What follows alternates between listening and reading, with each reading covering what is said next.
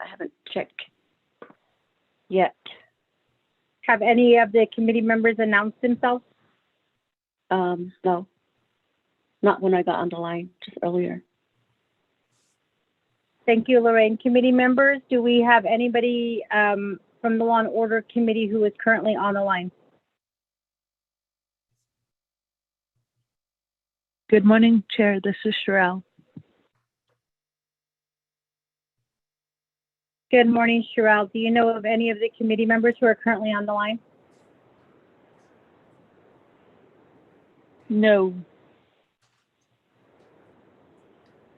Okay. Good morning. This is Shirlene. I've been on the line for the last 15 minutes. No one has come on yet. Okay, thank you, Shirlene. Lorraine, can you send out a text message to the committee members, letting them know that that we have Law and Order Committee meeting this morning? Okay, thanks.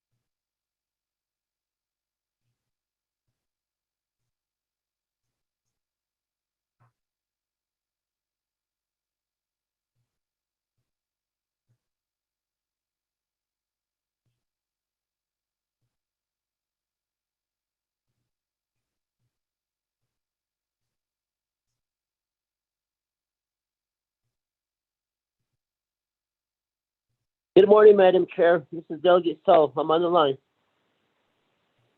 Good morning, Vice Chair. We currently, we're the only two delegates on the line. We are waiting for one more delegate, but I think we're just going to go ahead and proceed forward with the report. Do we currently have someone from Criminal Investigations on the line?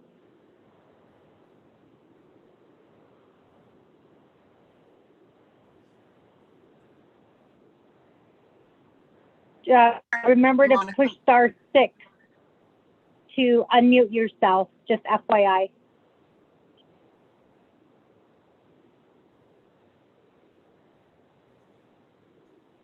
Again, do we have anybody from Criminal Investigations on the line? Yes, Madam Chair, can you please hold? We're trying to unmute. This is Shannon Gravatt. Oh, wonderful. Thank you, Shannon. Yes, just *6 to unmute yourself. I'm going to go ahead and go back on mute and let me know when you have everybody on the line.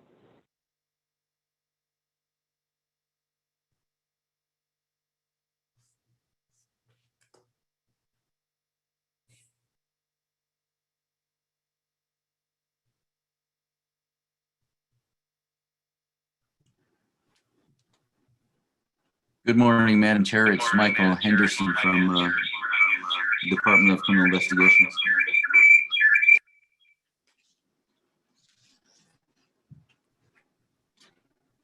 Sorry, I didn't get who that was. There was a lot of echoing.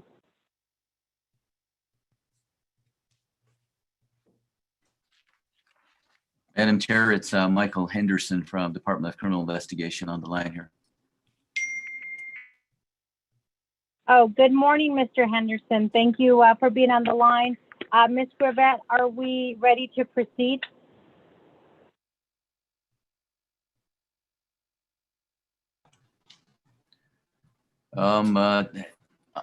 I just want to verify whoever, I don't know if we have other criminal investigators on the line. If you are, please identify yourself if you could. Thank you.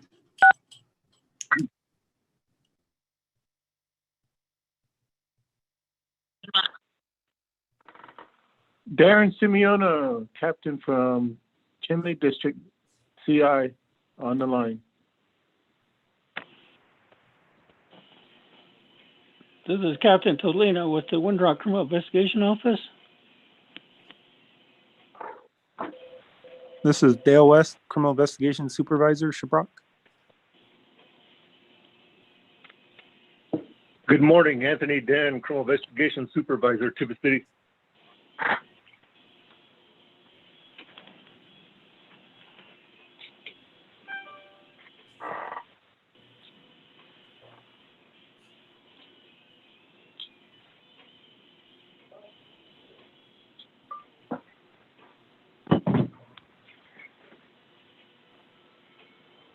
Good morning, gentlemen, and thank you for joining us here at the Law and Order Committee meeting.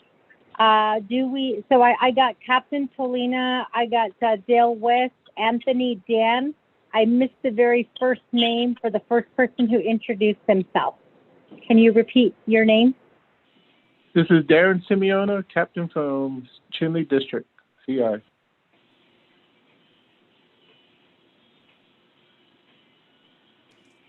Thank you for that, Mr. Simeona.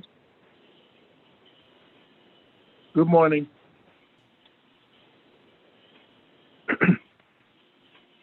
Do we have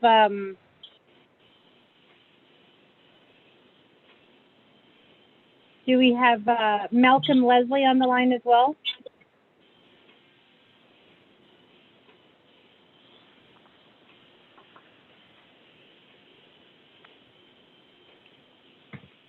Morning, Dan.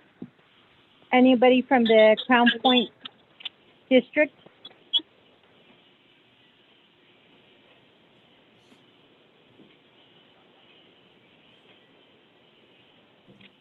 Okay, so with that, Ms. Gravitt?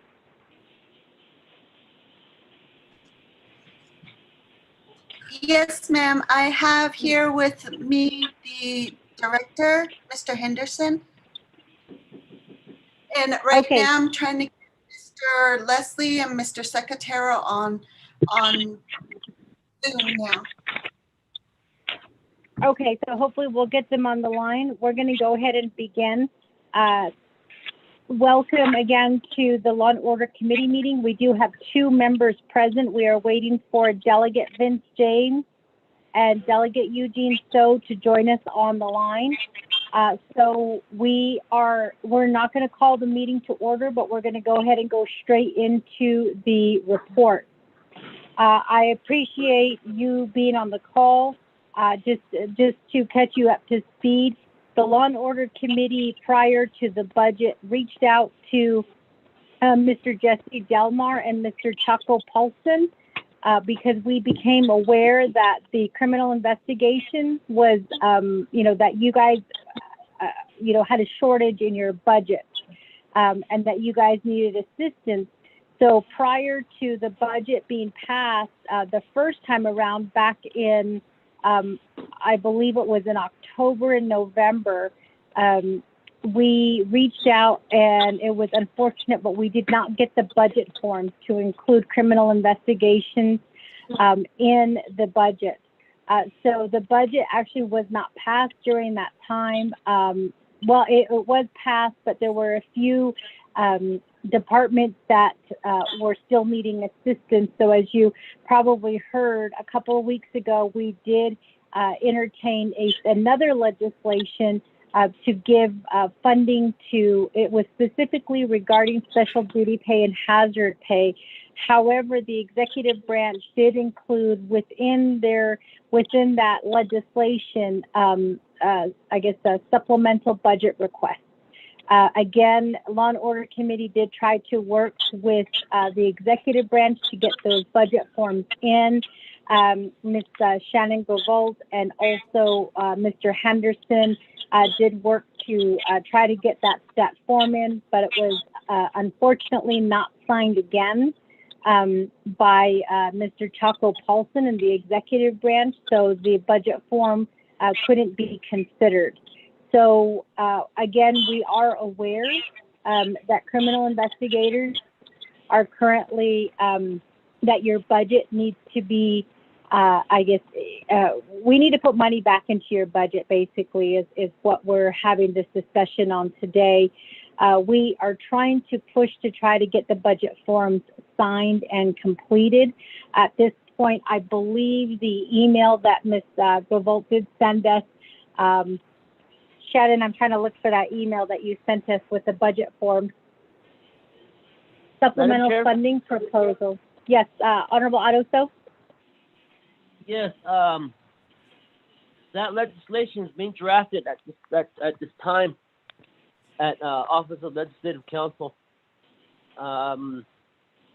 We are bypassing the executive review of their 164 and utilizing the legislative branch 164 process.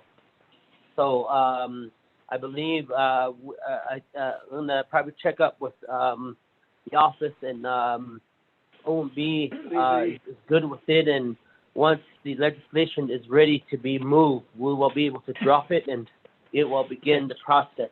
So that's where we're at on that, just to let you know, but thank you. Thank you for that update, Delegate Otto. So criminal investigators, as you have heard, we are working to try to get your budget addressed.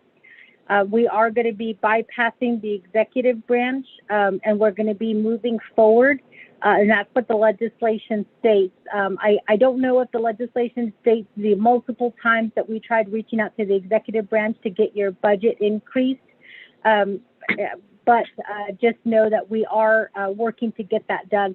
The purpose of today's meeting is to make sure that we get everything covered. This money actually will only be for a few months because we do go back into budget session, but I think it will give us a really good understanding of what the needs are for criminal investigations. In addition to that, we also would like to hear some of the concerns that are coming out of criminal investigators' office.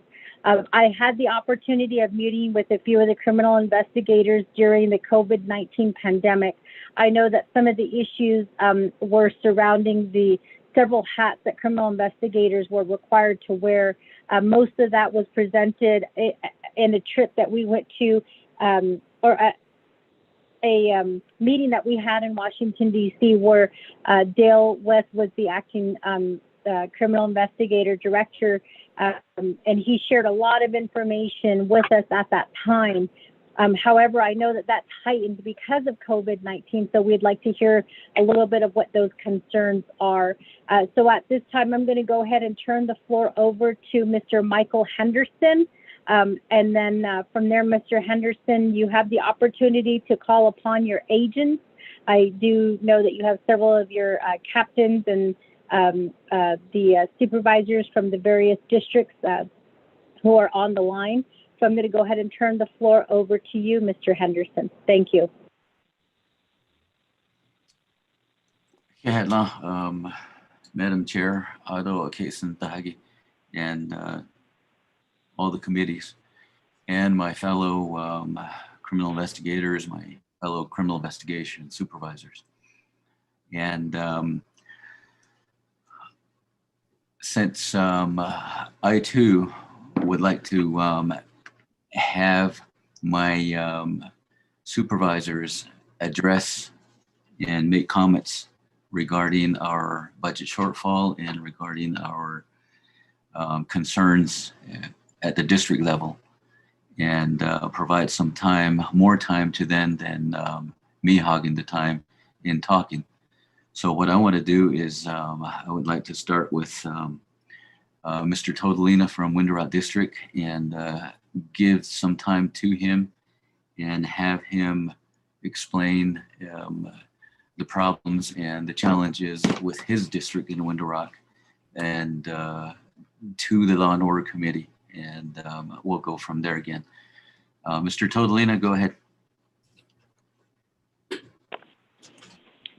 Good morning, Madam Chair, members of the committee, Mr. Vice Chair Thank you for giving me this opportunity to speak this morning. Wonder criminal investigations, like you guys were talking about, and what you said about, wearing two hats and that kind of thing, is somewhat of a problem with the criminal investigation office. We're doing the investigations and then doing the coroner work both at the same time, which is kind of difficult to work with, and it is somewhat of a conflict of interest, and there is somewhat legalities involved in what does happen with death investigations on the Navajo Nation. Just to kind of look at that, I wanted to address that piece where legally we are in the midst of looking at executive orders and working around the law in Title 18 or Title 17, but kind of looking at that, my concern is that probably somewhere, sometime in the near future, someplace, there are probably some legal challenges that will be made on behalf of some of the people that have disinterest in it. And before that happens, I'm kind of hoping that, that things would change with the dual roles that the criminal investigation has. Looking at some of the expenses, it seems like, that we were bombarded with hazard duty pay, special duty pay, and then looking at general wage adjustments and how much money, we're putting into the COVID crisis that we had here on the Navajo Nation, and we're still kind of like, we're still open to the variant diseases that are pretty prominent out there. And we really haven't seen it here yet, but there's a possibility that it could recur.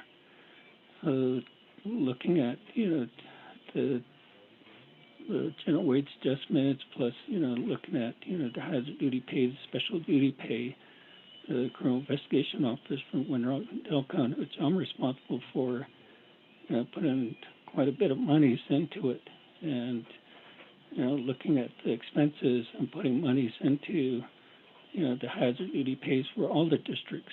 It costs criminal investigations quite a bit of monies to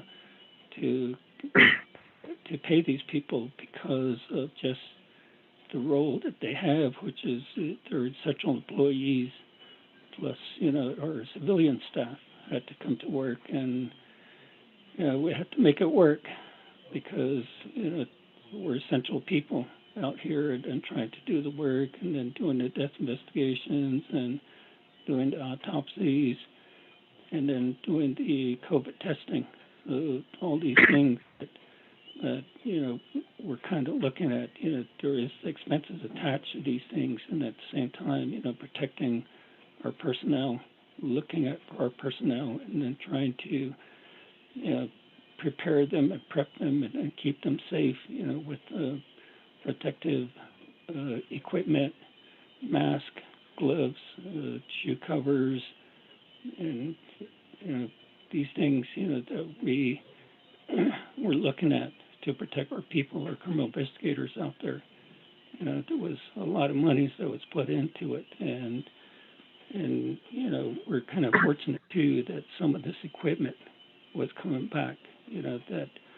That maybe Department of Emergency Management gave us some, and maybe the Navajo Nation gave us some equipment to work with, but we still put in a lot of monies into it, trying to, get a jump start, a head start when this pandemic came about from March. And we already seen it because when the president had their first meeting, we started already kind of like preparing for this thing. And when it came time, we're already kind of looking at our protective equipment, our mask, our goggles, our shoe covers, everything else.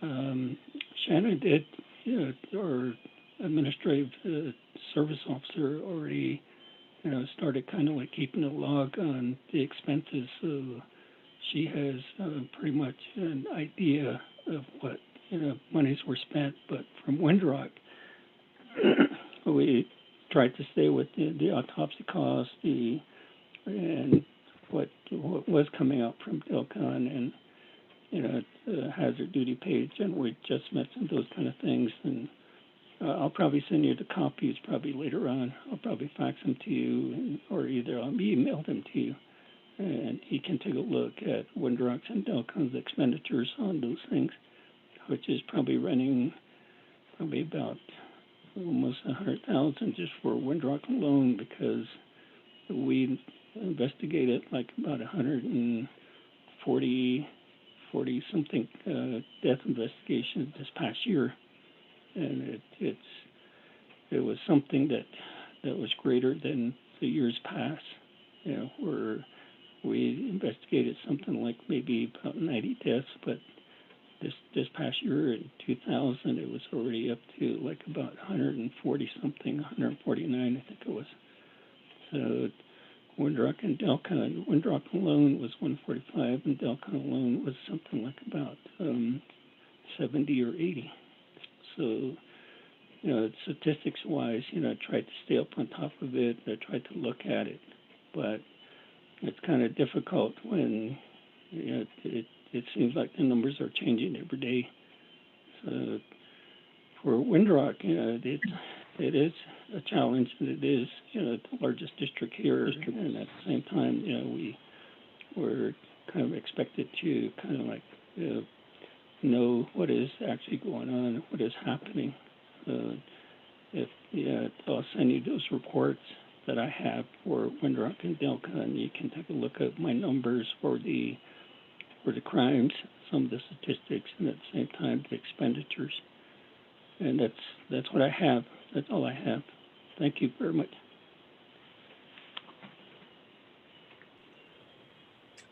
Thank you, sir. I appreciate that. Let's go quickly to Shiprock. Are you still there, Dale? Yes, I'm still here. Yes, sir. So, go ahead. Good morning. Thank you, sir. Good morning, Madam Chair and Law and Order Committee members. To talk about some of the challenges that we're seeing, Captain Totolina hit on a lot of definitely good points, and I'm not going to cover those again, but build on that. Definitely in death investigations, as you're aware of, the Navajo Department of Medical Examiners was established as a department, and working with Department of Health, we were able to obtain grant monies to fill positions and address death investigation. Those positions were started to be advertised in November of 2020. So they've been advertised for about 5 months now. And during that time, we've been able to hire an administrative service officer. March 1st is when she started. Her name is Deanna Barber. And so since that time, since she came on, we've been working to get her familiar with what she needs to do with the budget, the new employee criteria that she needs to fulfill, and then meeting and working with Department of Health on fulfilling the scope of work on the grant and expenditure of the funds. So that funding, the grant was supposed to come to an end this year at the end of September in 2021. But because of COVID and how that's impacted and delayed everything, the grantor has verbally agreed to extend it through September of 2022. So we'll be good on the funding on that, but at some point, I don't know how far grant funding is going to transition us in that program. We are going to have to look at permanent funding in order to sustain that program now that we're moving forward and getting that done, in separating death investigations from criminal investigations, so CI can transition more into that role of major crimes and addressing a lot of the issues and challenges that the nation faces, such as missing and murdered, the cold cases, and continuing to push on sexual assault education, homicide and aggravated assault prevention, because there's a lot of things that we could be doing to try to help reduce crimes and caseloads and address that. But death investigations, there's a lot of death that's just keeping us from our focus on major crimes. So with the challenges of the medical examiner positions, the positions are only limited. We don't have medical examiner positions in all the districts yet. There's only positions in Shiprock. So we're trying to get that, some money's moved around to be able to create additional positions. And then the other problem is being able to fill the positions.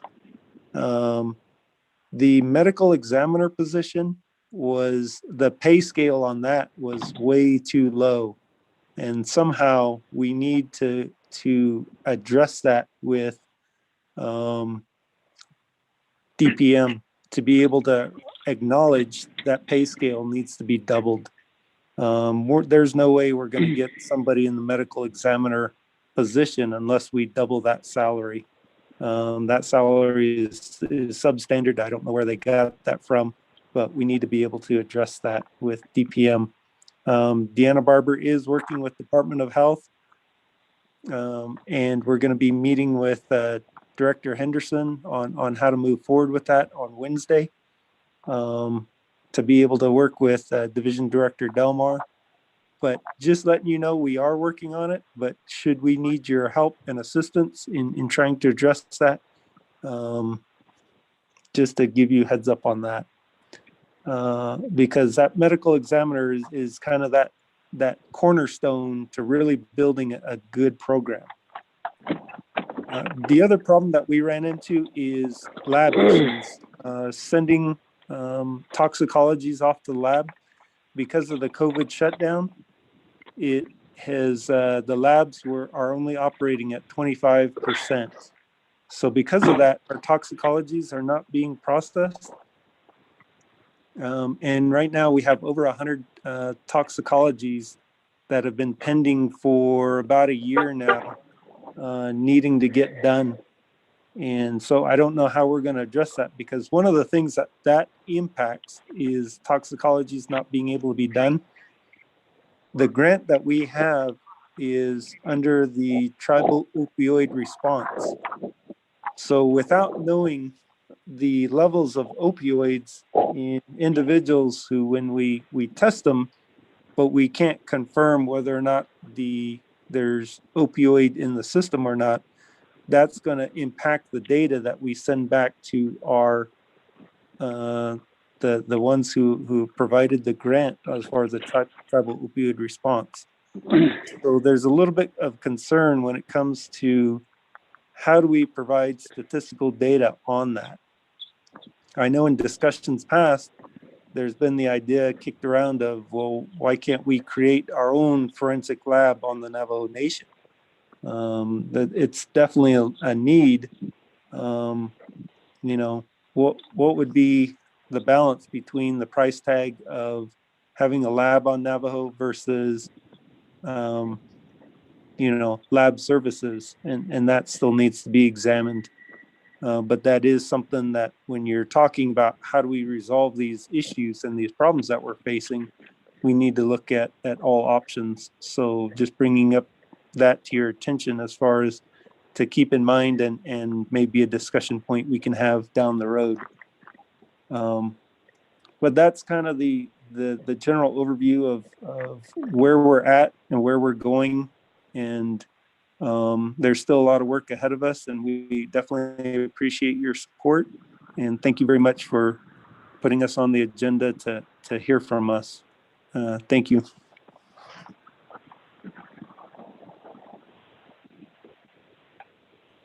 Okay, sir, I appreciate that. Is Malcolm on the line or anybody from Crown Point now? No, he's not. Okay, let's move on to Tuba City. Good morning, Madam Chair, my fellow captain, Chief Henderson. From Tuba City, again, the previous speakers, my fellow captains there who addressed the concerns of expenditures because of this COVID crisis and just the cost of working through this pandemic has been costly, as we can see, as well as from everything from special pay to equipment that's needed, and also the issue of the medical examiner as well. The criminal investigators, when I spoke to my staff, that one thing was that yes, we all agree and we all been talking about for the last couple of years that we do have to get out of the death business and concentrate on the major crimes that we are vested in, checking into major crimes under the United States Code, and those are the things that the investigators are knowledgeable of, and that death investigations is for medical examiners and those type of people in that realm. There are highly educated people, very experienced, taught specifically to do that particular occupation. And we are grateful that Mr. West, through the years, has been working diligently and methodically here to establish this program, and that with the help of the our elected officials, that this under the Department of Health, that the medical examiners can continue to move forward, and that'll be something that'll be we'll be very grateful that would be established and up and running. Also, that here as well is one thing that our investigators through this last year had been working when the onset of this time last year, because of this virus, knowing that it was deadly, that it created some anxiety in the very beginning as to what were the precautions, how do our personnel who go out there to go check into these type of matters. There was a little bit of, I'm sure there was some reluctancy, there was a little bit of hesitancy, but with what equipment and gear they had at the time, that went out there and they did this courageously. And I commend not just my investigators, but all the investigators and even the police officers who are out there for helping and being there for that time of need for the Navajo people. And that type of work is continuing as even today, because this crisis is not over yet. The one thing about when it comes to our budget, because we pretty much are running on just basically next to nothing right at this very moment, that everything that we do as investigators, whether it's the major crime reports or everything that investigators do when they go out and do their investigations, it's all reduced down to paperwork. It's all reduced down to writing. These workstations that the investigators are using now, particularly the Windows workstations, are so antiquated that they do really desperately need to be replaced. And these Mac systems too have getting towards the end of their life cycle as well. So it does come back down to them writing their reports, and that's an instrument that's very needed, that and that they request and ask for so that they could continue to do their jobs. And other than that, I do thank the Law and Order Committee for assisting and helping this program move along, and that you hear us out today and reserving some time to hear our concerns. And I do really appreciate the time of the Law and Order Committee for giving us this time. Thank you very much. Thank you, sir. And let's move on to Chinle. Darren?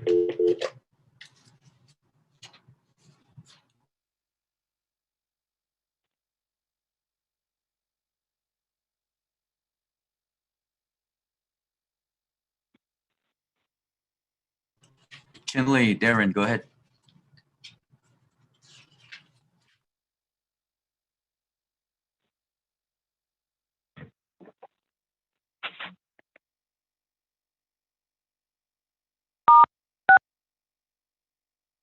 Can you hear me now?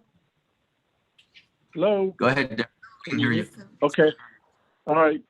Good morning, Madam Chair and committee members. Thank you for giving me this opportunity to speak. I'm also grateful for the commanders for their comments, and I appreciate everything that they said, and I agree. In reference to our criminal investigators,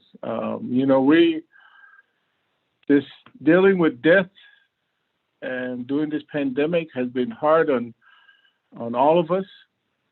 Even I had to respond to a death case because of the impact that it was doing on our district.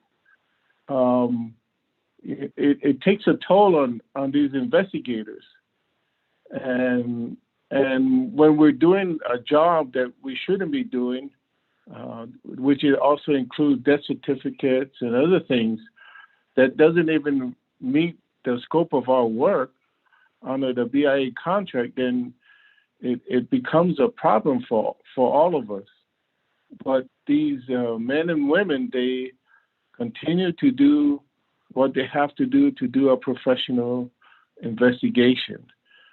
And I commend them for being out there and being at these homes and helping these families out.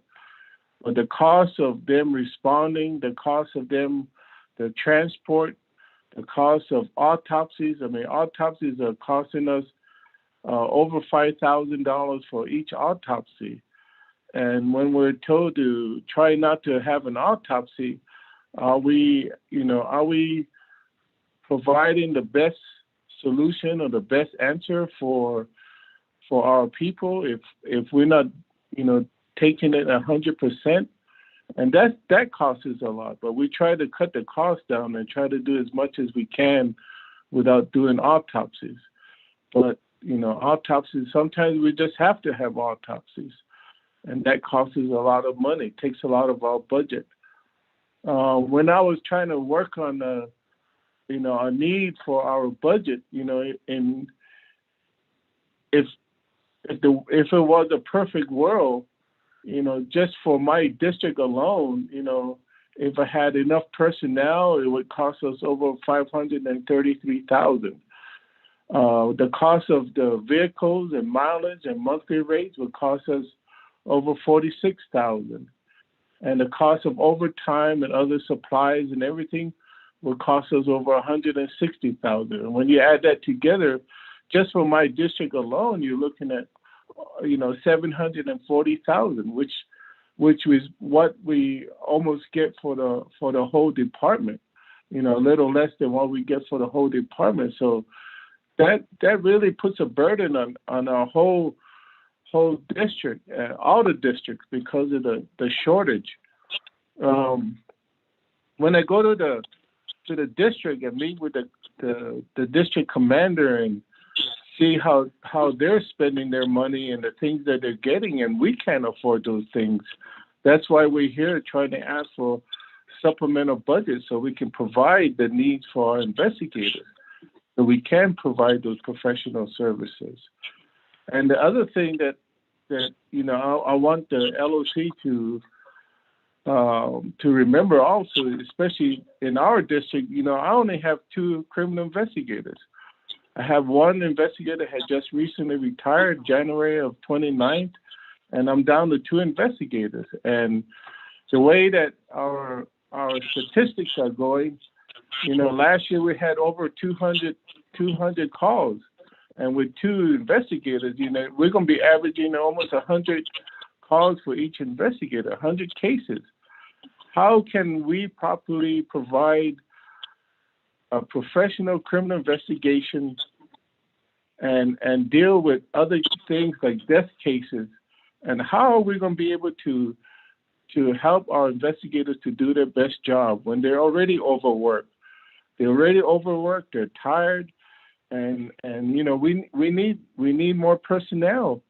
I know that Ms. Gravad and Mr. Henderson are trying their best to help us out, but when we have to dig into our vacant positions just to pay for hazard pay and special duty pay and other things, then it hurts the districts that need the help, which is like our district. We're hurting for manpower, and we really need that help because we can't provide the proper services to the people, provide them the proper answers if we can't even provide, a good investigator that's overworked and underpaid, and I mean, we talk about overtime and things of that. They need to be able to claim overtime from the time they start their work to the time they end their work, not just paying these guys just for hours for working at the scene, which might be an hour or 2 hours, and the rest of travel time is not being paid to them. I don't think that's fair to them for the work that they're putting in. I think that they should be paid for all the hours that they're putting in. I mean, they're putting their life on the line, dealing with this pandemic, but yet we're just paying them for time being at the scene. We need to make changes to provide them the equipment, provide them the proper resources so they can do their job. And I really, ask LOC to really look at our needs and help us. We appreciate that what you guys are doing. We need your help, and we appreciate your help. And I thank you for listening to us. And that's all I have. Okay, thank you, Darren. And I think we have Kayenta on the line. Go ahead, Craig. Good morning.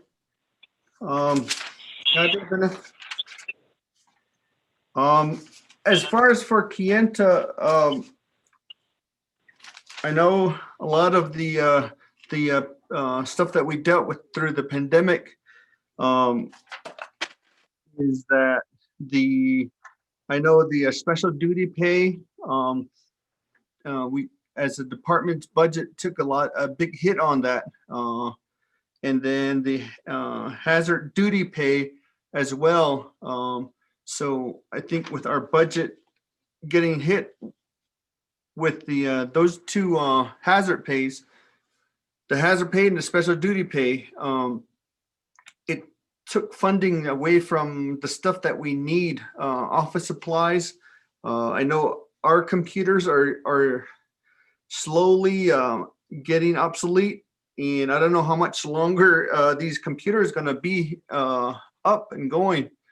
And some of the printers are going out with our office, and they're starting to use my own printer. So we're seeing effects on other things. I know we purchased a lot of personal protective equipment, and then but we're not replenishing office supplies,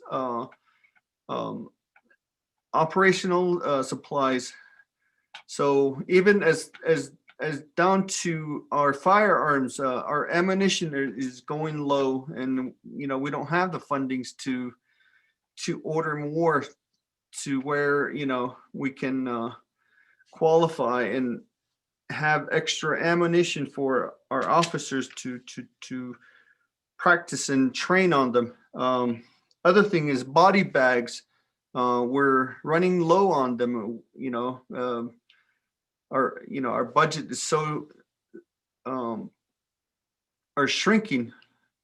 We can't even afford body bags, and you know, it's we have to serve these communities, and you know, we're not providing our investigators with the tools or equipment to serve the people on the Navajo. I've noticed that our contract focuses on major crime acts, but then the tribe gave us the duty of being a coroner, and the funds that the department is absorbing from death investigation, autopsy bill, toxicology bills, you know, they're not being replenished. You know, we could be purchasing other stuff with it, but it's absorbing our funds. So it is important that also, I think our point of view, that we sever the two duties, you know, the coroners and the major crimes, so that we can do our duties within our scope of work. And it's difficult to be in a position like that. But other than that, you know, I do agree with Simeona as well. You know, we need to compensate these investigators, and you know, it's difficult for them to claim overtime. But at the same time, too, what it cost Kayenta is it cost a vacant position, and it took all the fundings out of that vacant position. So we could have had an additional position in Kayenta, but due to the pandemic, it absorbed the fundings. It took the fundings out of that vacant position to pay out other people's wages and salaries, and to make ends meet. So that's what I see in Kayenta, and that's what's going on. And you know, we need to at least replenish the some of the equipment that are going obsolete, and then you know, we do need fundings for supplies and equipment to be effective out there, so these investigators can be professionally serve our communities across the nation, from the far east to the far west to the north and south, you know, everything in between. So anyways, that's all I got, and I thank you for the opportunity to all the members of the Law and Order Committee. Thank you, sir. Appreciate it. I'm going to turn some time over to our administrative service officer now.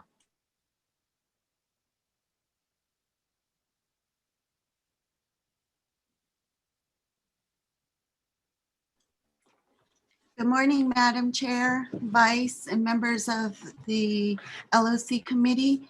Thank you for giving us this opportunity to provide you some information and reports regarding criminal investigations. First of all, I'd like to start with the BIA 638 funding. The BIA 638 funding, as you know, we only receive two types of funding. One is for direct cost, which that's what we use our majority, 99% of our funding for salaries, fringe benefits, which currently are now close to 50% for commissioned officers, and for civilians is, I believe it was at 56%. So and then on top of that, workman's comp and the general liability that's included with that as well. So it does take a majority of our funding. The other part to the BIA funding that we obtain is the direct contract support cost funds, which are stipulated only for fringe benefits, travel, and registration for training. And within that direct contract support cost funds, because they're limited on the use, on how it's being used, some of those fundings were being allocated into fringe, where the money from the direct cost of the fringe was placed into salaries. And that's how we kind of been surviving throughout these years, in trying to get more people staffed. However, in the recent years prior to Mr. Henderson coming in, we had a delegated individual who added 6 more positions when we don't have the funding, when we didn't have the funding for that. And that's where a lot of the questions and concerns were brought up. However, because we were limited on what we were getting on our funding, which is only $4.1 million. And again, may I remind you that this includes the salary, the workman's comp, the fringe benefits, and so forth. So when you're looking at that and having 6 new positions placed in there, it does take a toll on the department, especially when we're trying to look for funding and trying to for those new positions. With that, it is correct with what my supervisors are talking about in regards to having to steal.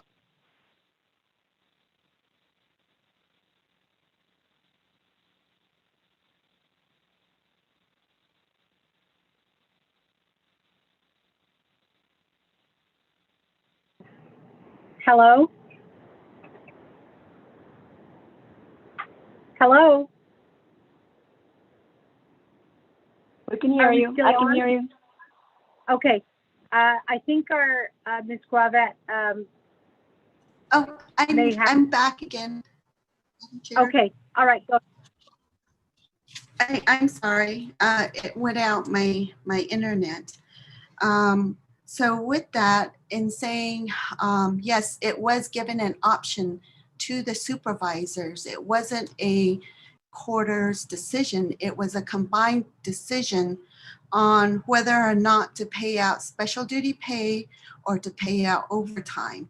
So with the agreement and the understanding from the supervisors, they agreed that special duty pay, hazard pay, and those amenities would be a priority over overtime or any other options that were provided. So we went forward with that. But mind you, again, when it comes to any compensation regarding hourly rate for non-exempt staff, you're also including fringe benefits, workman's comp, and all those amenities included with that. So yes, it did take a big dent, and it was agreed that we would utilize the vacant positions to compensate for the special duty pay and the hazard pay. Because we have this general wage adjustment as well, we've had to accommodate and look at other fundings that we could find under the BIA contract as well. One of the other agreements was that overtime would be compensated with CT. So individuals are still being compensated according to the Navajo Nation policies. It may not be monetary, however, it is compensated with CT time. One of the difficulties, because we are in a new contract this year, was that we've been told by Albuquerque, New Mexico, once we start doing our new contract, we can put into place the actual funding that we were needing. So criminal investigations put in over $10 million to cover a lot of these expenses, not just salary or hourly or salary-based funds, it was also going to be utilized for operational. However, we were turned back and denied and told, no, you need to go back to your base because you guys didn't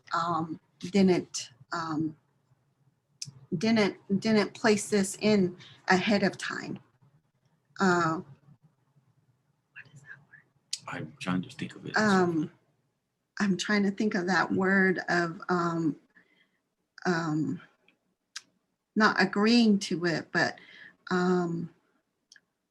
working with working with the department, with BIA on that, and we're being told at Navajo Nation that that is OMB's position to be doing that. However, we were instructed by OMB that we were going back to our base for a new contract. And we just recently, for 2021, put in our contract in for the base because of OMB not advocating for our department and making sure that we were supposed to obtain our actual costs. One of the other impacts that has been made on the salary and hourly rates is when we started putting our officers at F range. It has played an impact on our salaries, on our funding as well.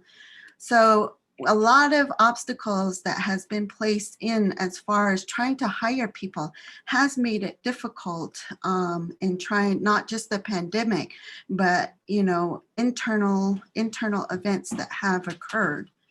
However, on a positive note, we have made it a point, and we are aware of Chin Lee's positions in Shiprock that we are trying to reclassify 2 positions and advertise for Chin Lee because we are seeing the need and the overwhelming that Chin Lee does have, and they have been provided this information in reference to trying to get maybe 2 more people hired within their department. And as far as Shiprock, their senior administrator is also going to be advertised as well.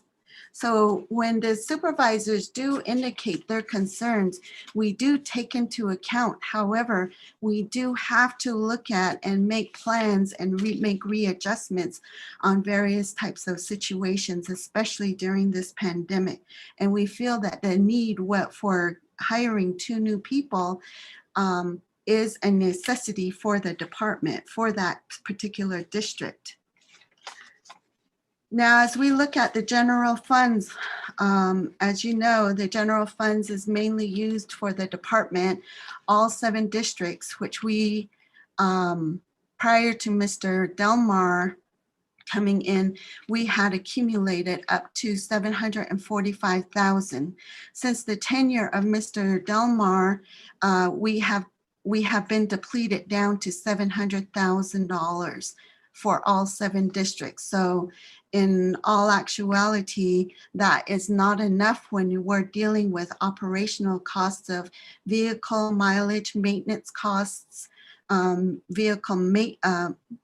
maintenance costs, mileage costs, and operational costs, as well as our fixed and recurring costs, which that's where we pay our post office bills, that's where we pay our janitorial, our medical, our firearms and ammo and other operating costs, not to mention our other contractual services, which are the autopsies and toxicology costs, which range currently with the pandemic over $250,000.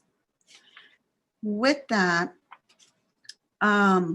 we have also had to restrict on assisting with courtesy transports because of our vehicles and the prices, increased prices of mileages, the increased price of phone bills, the increased prices of internet services and other services that we have to pay within the Navajo Nation as well. Some of the things that we had purchased for all the districts were Tyvek suits, gloves, boot covers, face shields, and face masks, hand sanitizers.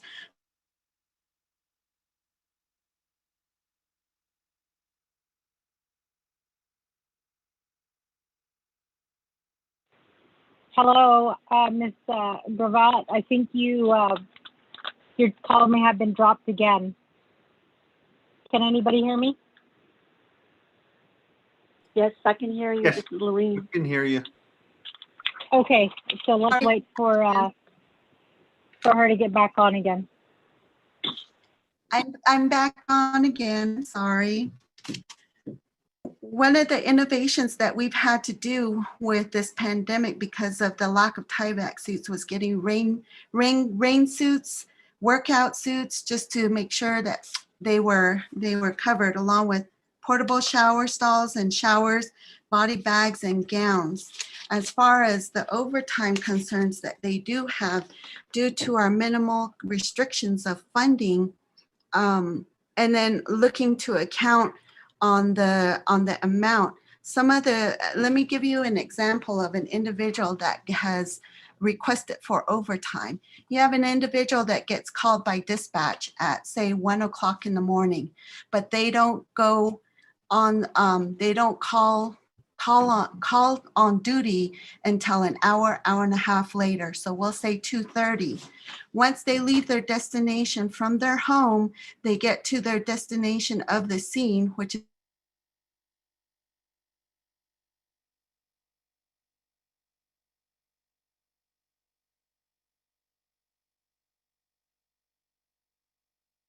Hello, did we get the call dropped again? Yeah, I think we did. Not on.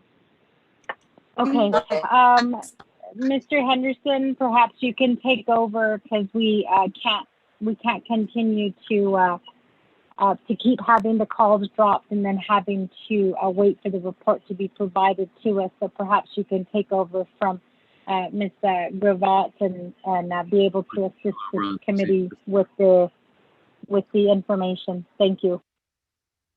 Madam Chair, we're on the same system. So let me quickly just get this over with, if please. So the person doesn't get on scene for another hour and a half. That's 3 hours right there. And they're only on scene for maybe an hour, 2 hours. Then once they leave the scene, it takes them another 2, 3 hours, 4 hours until they get home. So we're paying approximately 10 hours when the actual work was only indicated for about a good hour, 2 hours. And that's one of the concerns that was being made and has been brought up numerous times, and it was agreed upon by the supervisors that, you know, this was going to be from the time that they got on scene to the time that they leave was going to be accounted for due to the funding. Again, it's not just the overtime, but it's the workman's comp and so forth. So with that, Madam Chair, as far as the fund, and that's the reason why we have a lot of restrictions and we're not we're not as prevalent to the police department on a lot of these fundings that that the criminal investigations have. So thank you, Madam Chair, members of the committee and Vice Chair.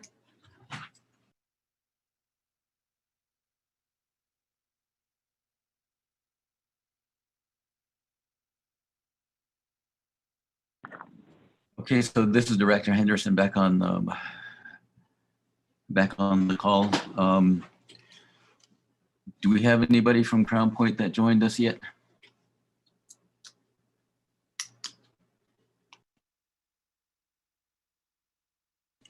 Okay, so we have been dealing with the coroner responsibility and the issues from the President's office for designating criminal investigators, the supervisors as coroners and deputy coroners. And there had been some conflict that we have been discussing with Mr. Travis LeBeau from Office of Justice Services. And there had been no definite decisions regarding whether if our investigators are in conflict with having to opine on the cause of death in a non-criminal case. And as BIA, Office of Justice Services, has a policy set in place for their criminal investigators, which we do contract here on the Navajo Nation. So that is still the discussions on that is still ongoing. No definite decisions had been reached yet on that. And also the medical examiner pay scale is still being addressed. And one of the ways that that we're attempting that is with a meeting between the two division directors, Mr. Delmar and Dr. Fowler from the Human Resource Department. And there has been a lot of concern about just some of the things that were brought up with training.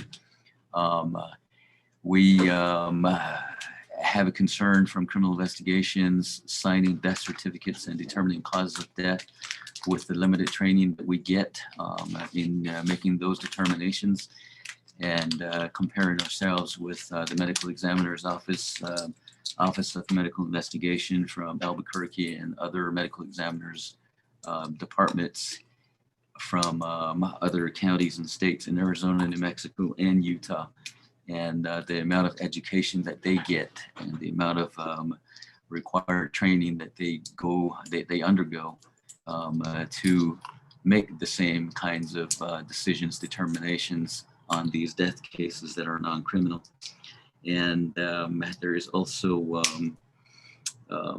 all these different concerns that we are trying to address, trying to fix, trying to work with, and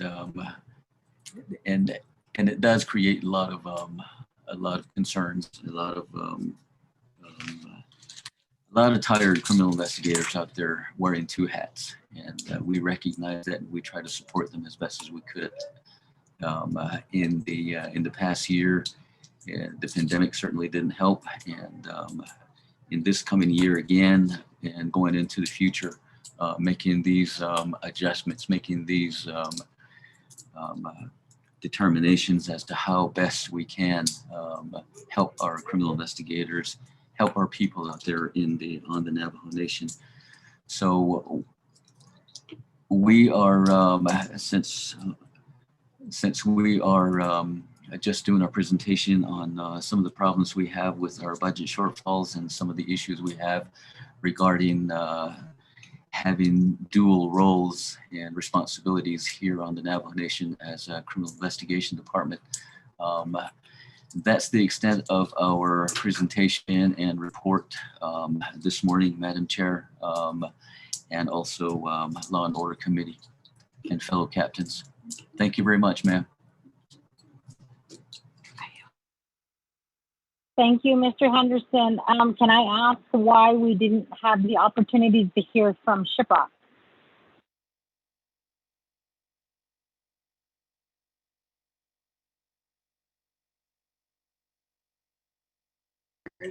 Regarding cases. From what I understand, ma'am, I believe your question is regarding Crown Point that we didn't hear from. I understand. No, that we didn't hear from Shiprock. Yes, you did. Madam Did Chair? you hear from Shiprock? Madam Chair? Yes, Delegate So. We heard from Shiprock, Del West. He did the presentation. Okay. Thank you.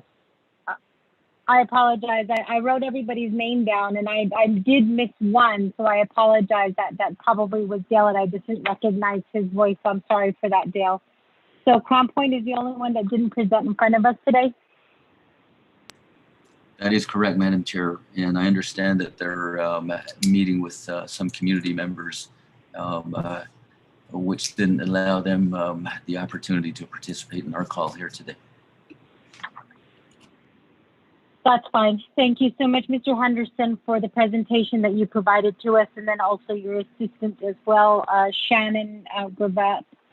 We do appreciate the information that you've given us. I think that this committee is now, we have been aware of what has been happening, and I can say that when we did go to Washington, D.C., a lot of this information that you're sharing right now, pre-COVID, was shared with the White House, and then also with our various senators and congressmen when Dale West accompanied us to Washington, D.C. So it's good that we're hearing this information, but also how COVID has affected Criminal Investigations Department and the needs that are there. So with that, I'm going to ask first, did we have Delegate James or Delegate Eugene So join the call?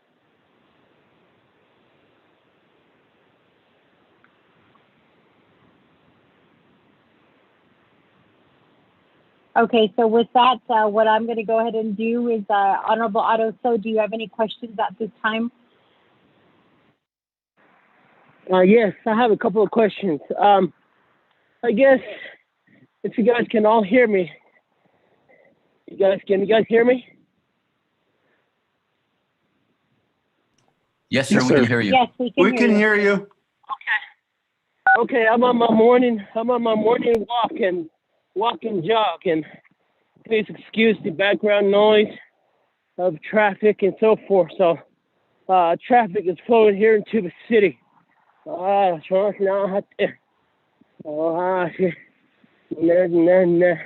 must be a business day today. I guess relating to the budget criminal investigation. We know that we've been waiting on the executive branch to review the completed budget form or the budget package from criminal investigation, and it's been at the office of the president for who knows, maybe 3-4 weeks. I don't know.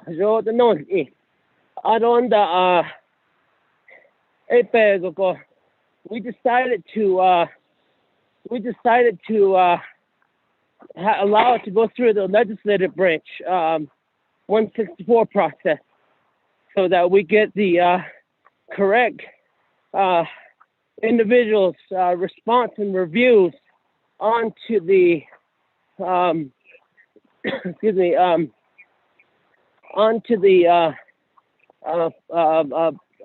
legislation there. So with that, the legislation has been requested to be drafted, and it is in the process right now. I'm not too sure who has it there at the legislative office of legislative counsel, but it should be out soon. And as we move forward with this legislation, I urge the Law and Order Committee all to sign on to this legislation. If we can be in unison and in support for the need of criminal investigation, that will be very, very instrumental, and it will support that cause. And as a committee, we have to support this request. Justifications are all there, and they are truly in dire need. And although each year they get their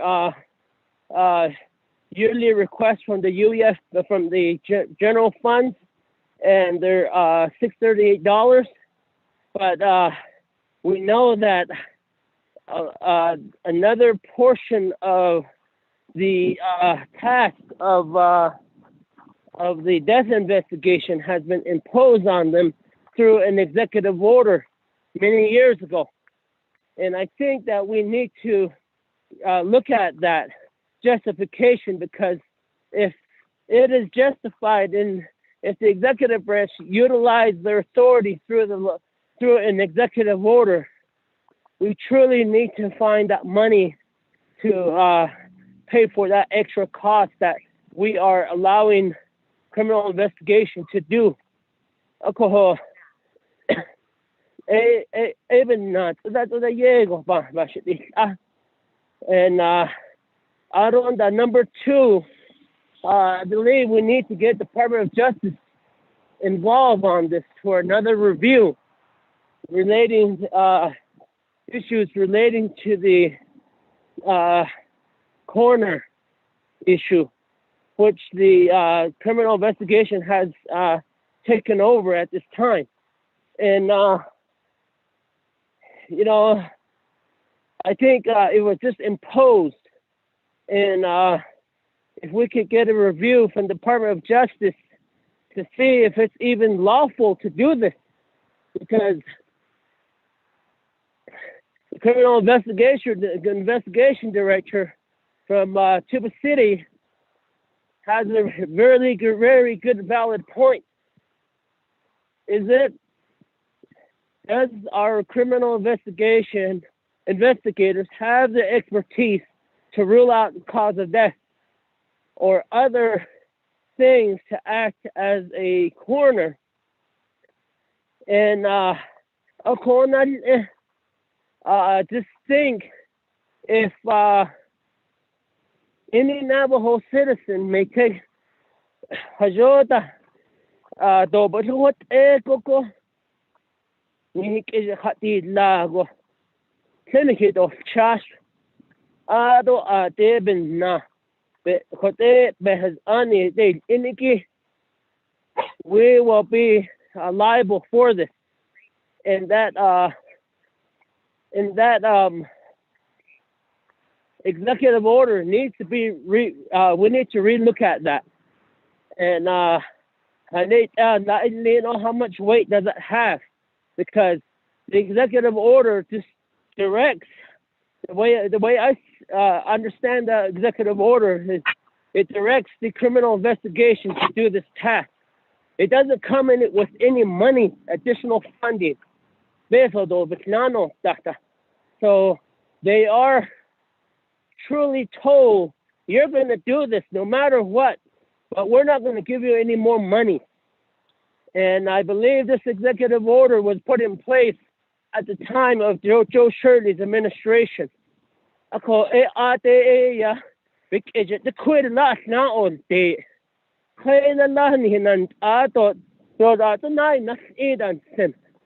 think we need to look at that so that these executive orders are sort of obsolete. That is alcohol.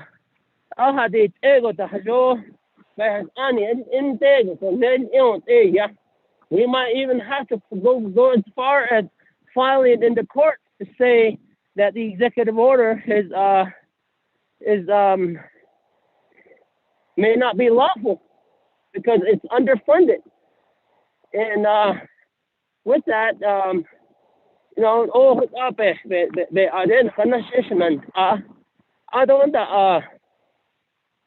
the other is what's on my mind is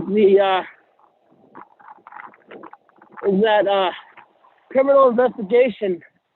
I think we really need to get that dialogue from all the captains and the director to make sure that their needs are all documented, the request is all documented, so that our criminal investigators can conduct their duties with everything that they need. I don't have their pay plan. I believe we need to go back into, sit back down with personnel and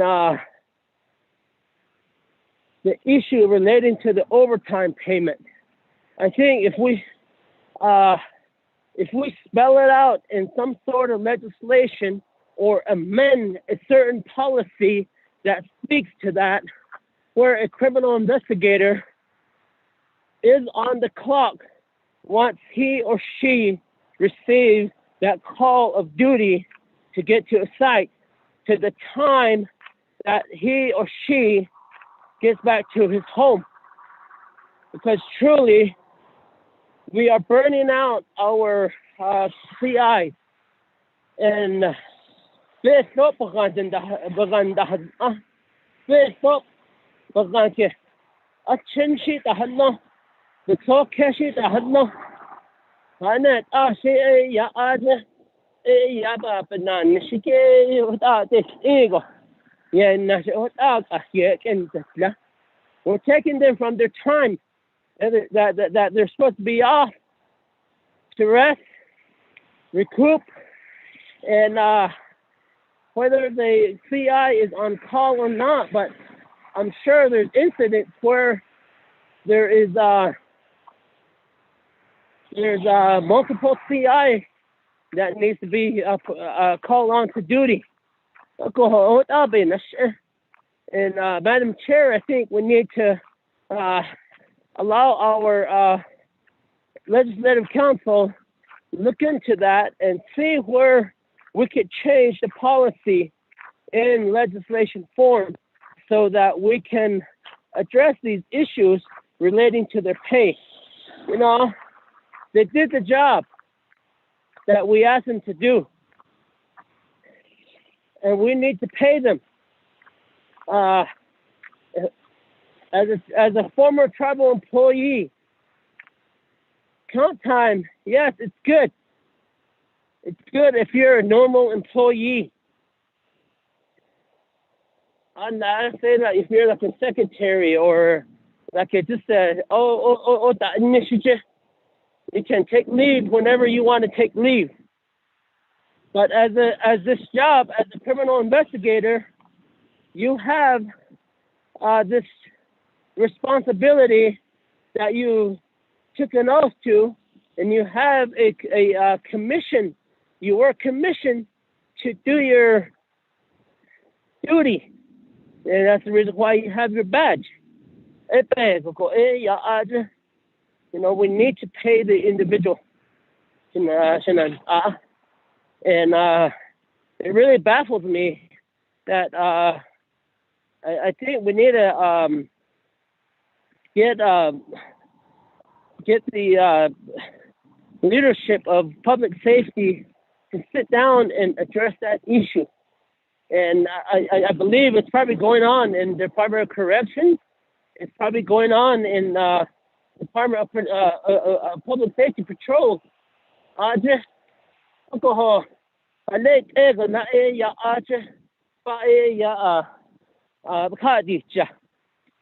you know, just pay them the hours.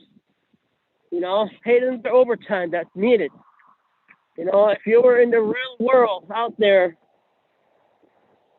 in the construction world, you don't work your hours, you don't get paid.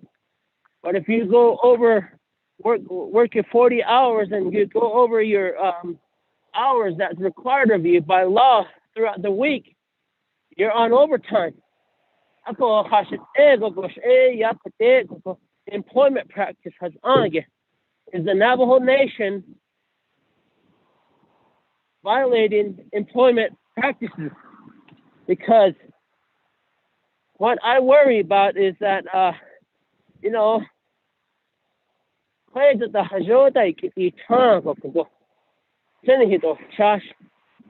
know, it's just like, for an example, the federal highway dollars that come down the pipeline.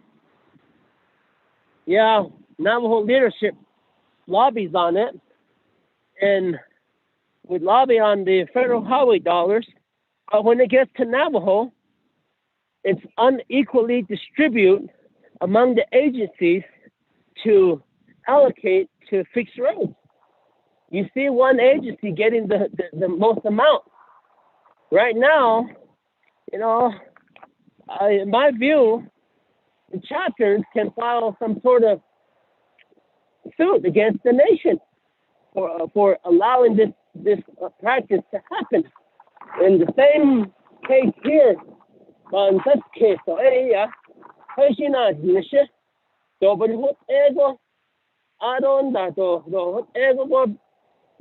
Washington, but as a federal case,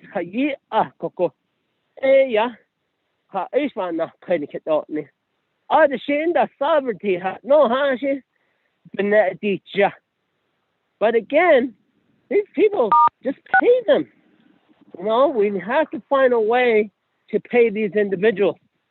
And then basically I don't they no from the agencies, Captain Totolina, I don't the captain for Tuba City, Chin Lee, Fort Defiance, Northern Agency, Dale. You know, you always have these concerns, bringing them to the committee, and I really don't know how else to say this, but when we try to do things through the authority of the legislative branch,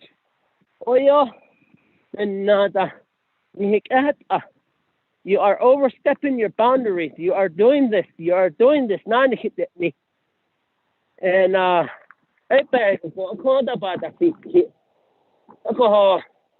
every year, this executive branch, we are hoping that they take care of these things. They address these issues that you guys are facing. These issues shouldn't be coming to the committee.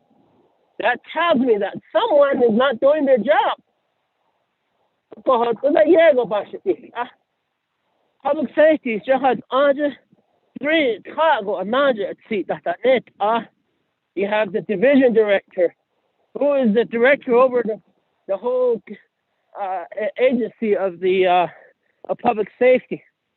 And you have your police chief, who oversees public patrol. You have the criminal investigator director overseeing CI.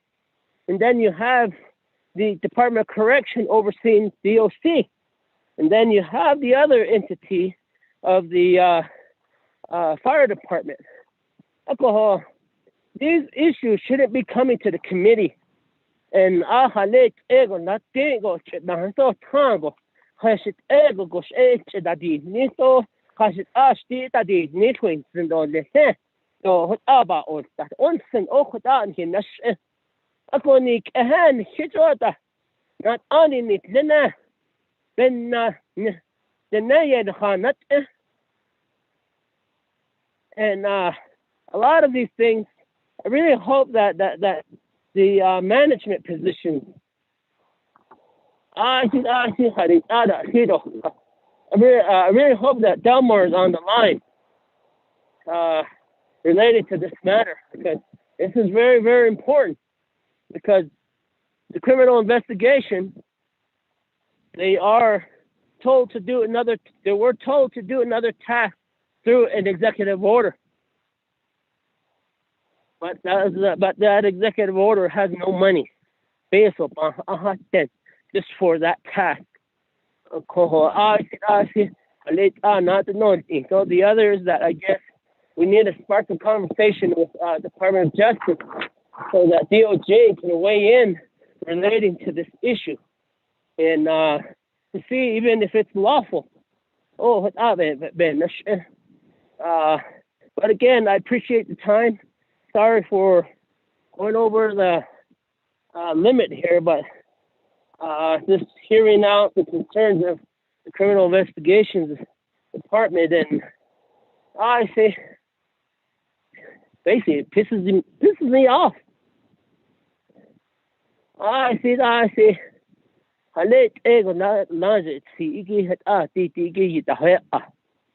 And I really would like to see what is the conversation between the director and the CI director, Captain Mr. Henderson, and Mr. Jesse Delmore.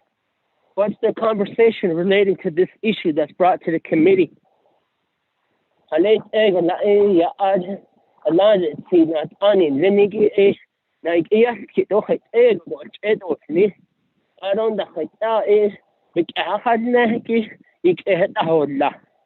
is the planning strategy? Because this will require the managers to work together to find that path to try to fix this issue. Because our criminal investigators, عشان سون هنداني إيشنا عشان بعد هالشيء أو يدا نايد بتشاهد الشيء هذا يمكن أن تادو أتسنا كه يانتي تادو تيني أكون that just tells you that something's wrong and that under not in the office, the operation. And it takes, if you put all the educational experience in Department of Corrections or CI and the executive branch and the director, you probably have about a good over 100 years of experience all together in that office. And you can't, and right now, we seem not to get down to the bottom of this because it hinders this process. Someone is not moving or not comprehending this. I'm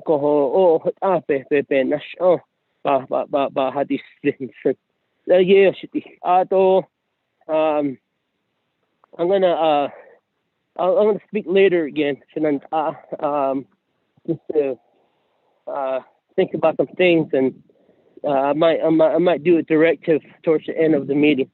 Yeah, thank you.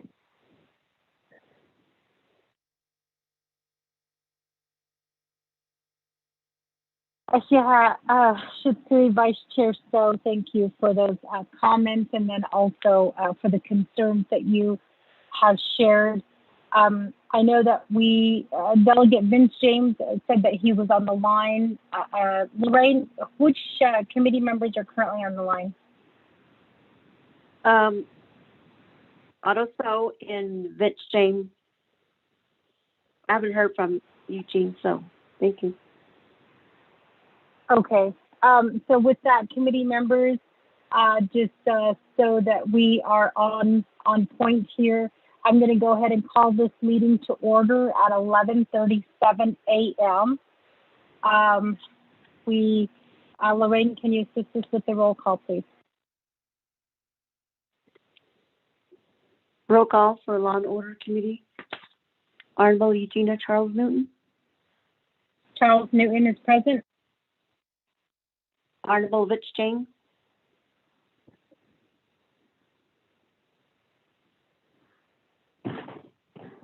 Honorable Eugene So.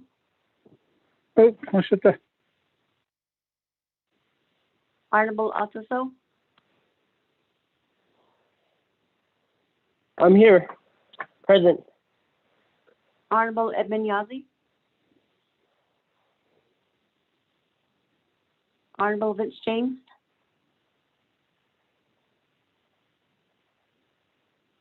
Madam Chair, you have three members. Hi, this is Delegate James. I said present earlier, but I guess I was on mute. Sorry, I just first pressed it. Okay, Madam Chair, you have four members. Thank you. Thank you. And Delegate Vince James, just so we're clear, I think you were on mute when you announced yourself because we didn't hear, at least I didn't hear you announce yourself, so I apologize. I would have called the meeting to order sooner, but again, I didn't hear it. So with that, committee members, we do have four members of Law and Order Committee who is present. We're going to go ahead and proceed to the invocation. We did have a meeting this morning, but there was no invocation provided. Since we're talking about criminal investigations, Mr. Henderson, can you lead us an invocation this morning?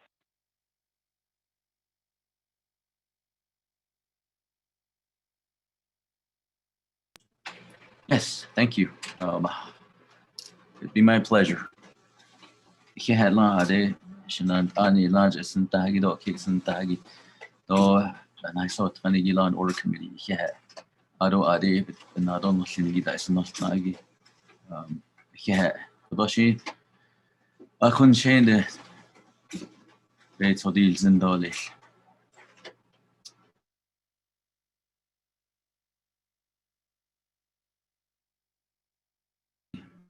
غند حز آدي تنكي تطلع دي كنجش هادن إيدي تصق از هداز ليدي كده هيج هجوم دولش بنحكي كون Nihikit laton hitsit aja. Nihitra hiada hot etolis. Nihitra tahui naidolis. Nihitra tahonez kazugo. Tahon hita hodel nigo yat eko hojogo. Ne kredogo.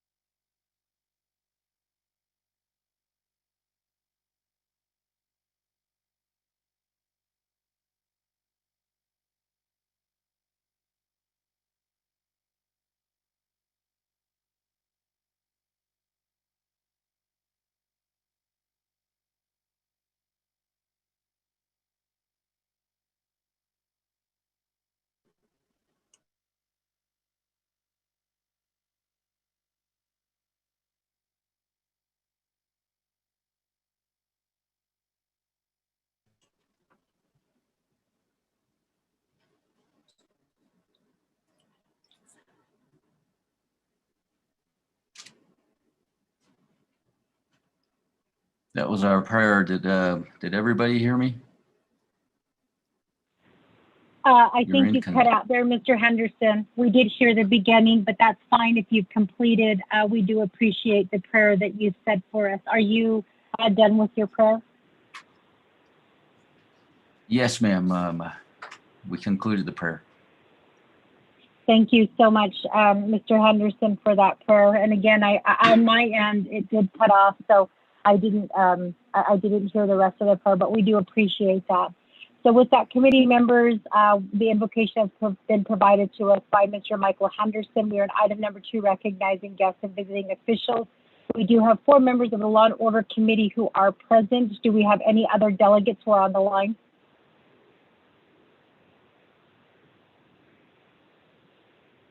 Do we have anybody from the President's office or executive branch aside from criminal investigations on the line?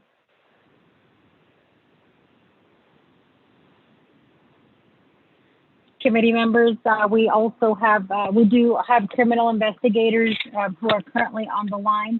I believe we have Captain Totolina, Dale West, Anthony Dan, Darren Simeona, Shannon Gravatt, Michael Henderson. I didn't get anybody else, so I think that's who we have on the line from criminal investigations. Is there anyone that I forgot to mention?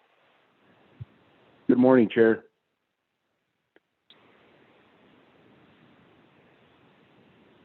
Hello, I'm sorry. Good morning. Who is this? Good morning, Chair. This is Philford from OPVP. I'll be listening in. Oh, good morning, Shanella, Mr. Philford. Thank you for listening in. Are there any other committee members who are, I'm sorry, any other criminal investigators who are currently on the line? Greg Secretarial out of Kayenta District. Thank you for being on the line with us, Mr. Secretarial, and I know that you did present your information here with us from Kayenta. So with that, committee members, we also have people from Report 911 at Ease International, and I believe that's who we have currently on the line with us, and we'll get to their report here shortly. We are now at item number 3, review and adopt the agenda. Lorraine, can you go ahead and read the agenda into the record, please? Thank you, Madam Chair and members of the LOC Committee. Agenda of the Law and Order Committee, 21st Navajo Nation Council, regular meeting, March 22nd, 2021, 10 a.m. Presiding Honorable Eugenia Charles Noon, Chairwoman Honorable Otto So, Vice Chairperson. 1, call meeting to order, roll call and invocation. Number 2, recognize guests and visiting officials. Number 3, review and adopt agenda. Number 4, review and adopt the journals for February 8th and February 22nd, 2021, and March 8th and March 15th, 2021. 5, receiving reports. A, report from criminal investigators regarding budget needs and update on the work during COVID. B, report from 911 at Ease International, a therapy organization for first responders by Mike McGrew, CEO.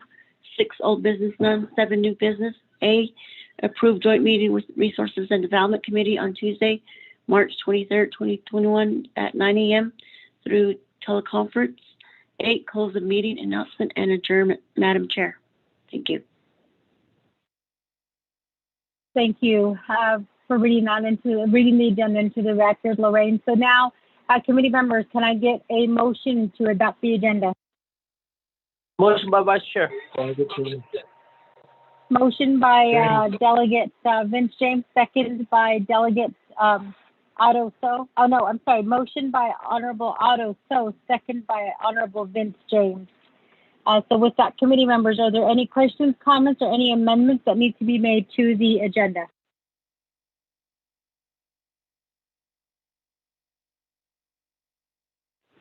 Not hearing anything, we're going to go ahead and proceed forward to the vote to adopt the agenda. Can I get some assistance from staff, please, to do the roll call vote? Okay, Honorable Vince James.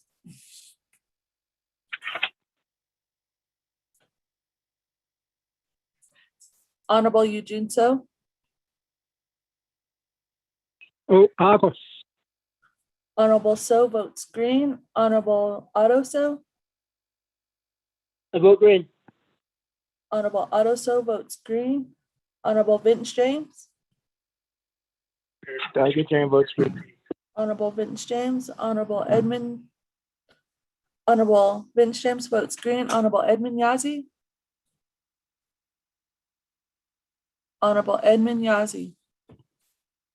Honorable Chairwoman Charles Newton, you have 3 in favor, 0 opposed, 2 not voting, which is including Honorable Chairwoman Charles Newton not voting and Edmund Yazzie absent.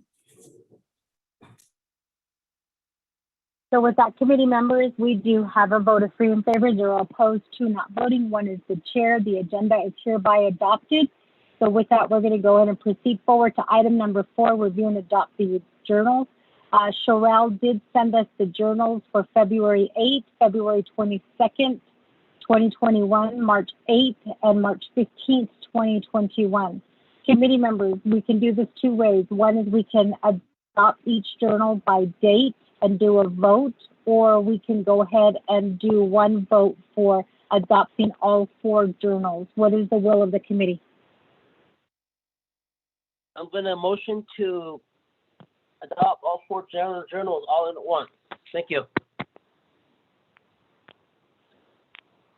With that motion made by Honorable Otto So to adopt 4 journals into the record, can I get a second?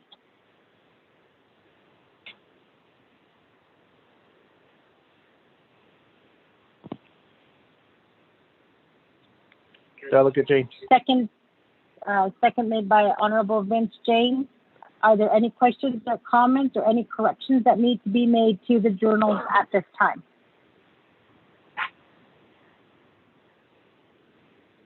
Madam Chair? Yes, Honorable Otto So, go ahead. Just have staff read the journals that we adopted into the record, or just a date, and then we can vote on it. Thank you. Yes, let's go ahead and do that. Sherelle, can you go ahead and read the journals into the record? These are the journals that we'll be voting on to adopt.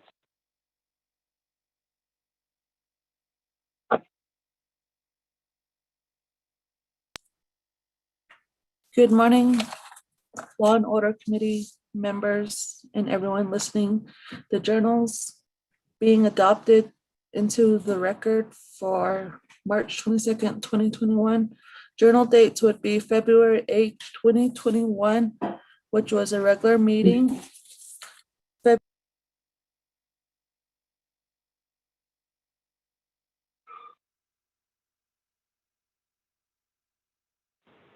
Hello, Sherelle? Hello? Can you hear me now? You cut out there. Yes, we can hear you now. Okay, let me go back. February 22nd, 2021 regular meeting, March 8th, 2021, regular meeting journal, March 15th, 2021, as well as a regular meeting. Those are the 4 journals that are going to be adopted for today and put into record, Madam Chair.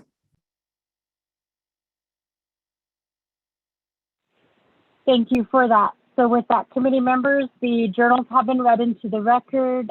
We do have a motion to adopt all 4 journals with 1 vote made by Honorable Otto So, second by Honorable Vince James.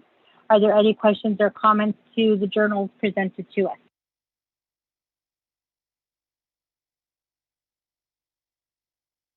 Not hearing anything, we're going to go ahead and proceed to the roll call vote. Cheryl, can you assist us with that, please? Honorable Vince James. Delegate James votes green. Honorable James votes green. Honorable Eugene So. Oh, no, thank you. Honorable So votes green. Honorable Otto So. I vote green. Honorable Otto So votes green. Honorable Edmund Yazzie. Honorable Edmund Yazzie. Madam Chair Charles Newton, you have 3 in favor, 0 opposed, 2 not voting, which is including the chair. Madam Chair Charles Newton not voting, and Honorable Edmund Yazzie absent.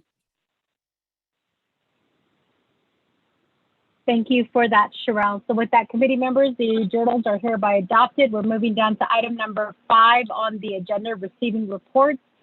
Committee members, we did start this morning from at 10:08 to hear the reports from criminal investigations. Again, I did go through the list of criminal investigators that we have currently on the line. They are providing us information. We are now at the question portion of the report. I apologize, Mr. Henderson and all the criminal investigators who are on the line. We did need to go through to make sure that we do call this meeting officially to order. So with that, committee members, are there any questions or comments at this time for the criminal investigators who have all provided reports regarding their districts?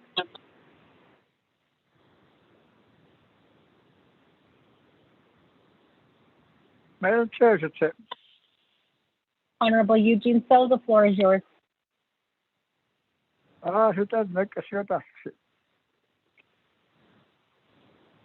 Question I first. believe all of them, I know we have Dale West on the line. Criminal investigators, Honorable Eugene So, if you understand Navajo, obviously ask the question. If you all understand Navajo, I think he's going to ask some questions in Navajo, and I did state that we do have Dale West on the line. Dale, have you brushed up on your Navajo? Can you understand if the questions are being posed in Navajo? Not real well. I'm still a little rusty. Thank you. Okay. So with that, Honorable Eugene So, we do have a few who don't understand Navajo. Thank you. Kashina, I'll let them learn. I'll talk Navajo. Maybe you'll learn a little bit more. Sounds good. Great. Iso yet. Oh yeah. Any anak kind of a little problem or dilemma or issues or concern or which is very vital the way I heard in the regards to the words that was used and also what is the problem in regards to that CI being told to take more authority or take more workload or something like that. Craig, I was wondering what she meant about that, and I'm pretty sure the CI has their own plan of operation and their own authority with their own jurisdiction across the whole public safety issue. They had their own workload. Craig, I was wondering if they add on some more, or if that's the case. If it's by jurisdiction, I reckon it can just be told to us where. Another thing is what we had this morning also is an issue. At the time, the way I understand being a council delegate is we're the legislative part of the government. And the way I understand, the way personally I would see it is what kind of issue what kind of a dilemma that is, what kind of problem we have out there we could get report from, and then from there we can work with our legal counsel to correct those. And if there's already some laws or regulation there, and it's kind of giving us a problem or that needs to be amendment, and that's where we fall in to correct those the legislation or resolution. So that's how I see my job as a council delegate across the Navajo Nation, not only in where I'm elected at Chinle. So I always tell my colleagues that I'm an eyes and also the ears and voice of the people out there, the one that's the voters out there, the community across the Navajo Nation. So what kind of a problem we have, that kind of is argumental from the community and their concerns. That's where we come in as council delegate to straighten that out by maybe amending a legislation or regulation or making new resolution. Those are our jobs. So that also goes with the funds. How we can justify and to get these funds. Those are some of the things that I would really look at from the part of the public safety, where if they need money, if they need funds for certain things, and come up with it and with it on paper and give it to us, and we'll run with it, whatever we can do with it. That's where I think we come in as council delegate, not as we've been doing for the last 2 years. As I noticed, is we talk, we do a lot of, I guess it's called filibuster, all the way till midnight, and we never get no for sometimes.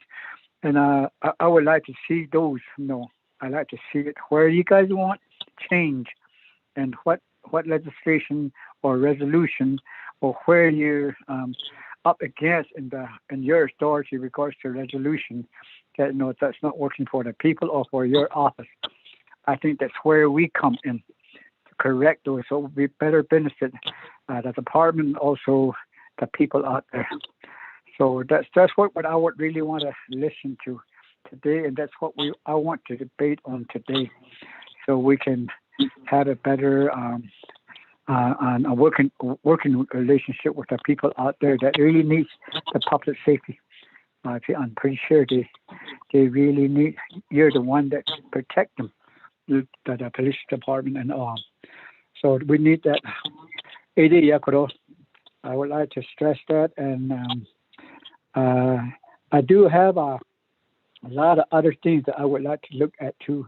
But right now, what is looking at is the concern today. Thank you.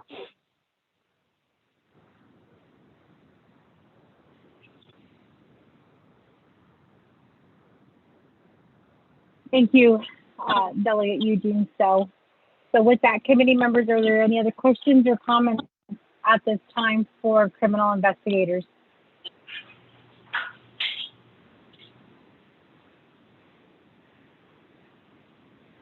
Committee members, I do have a couple of questions.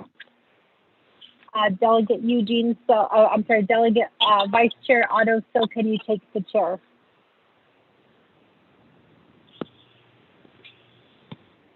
The floor.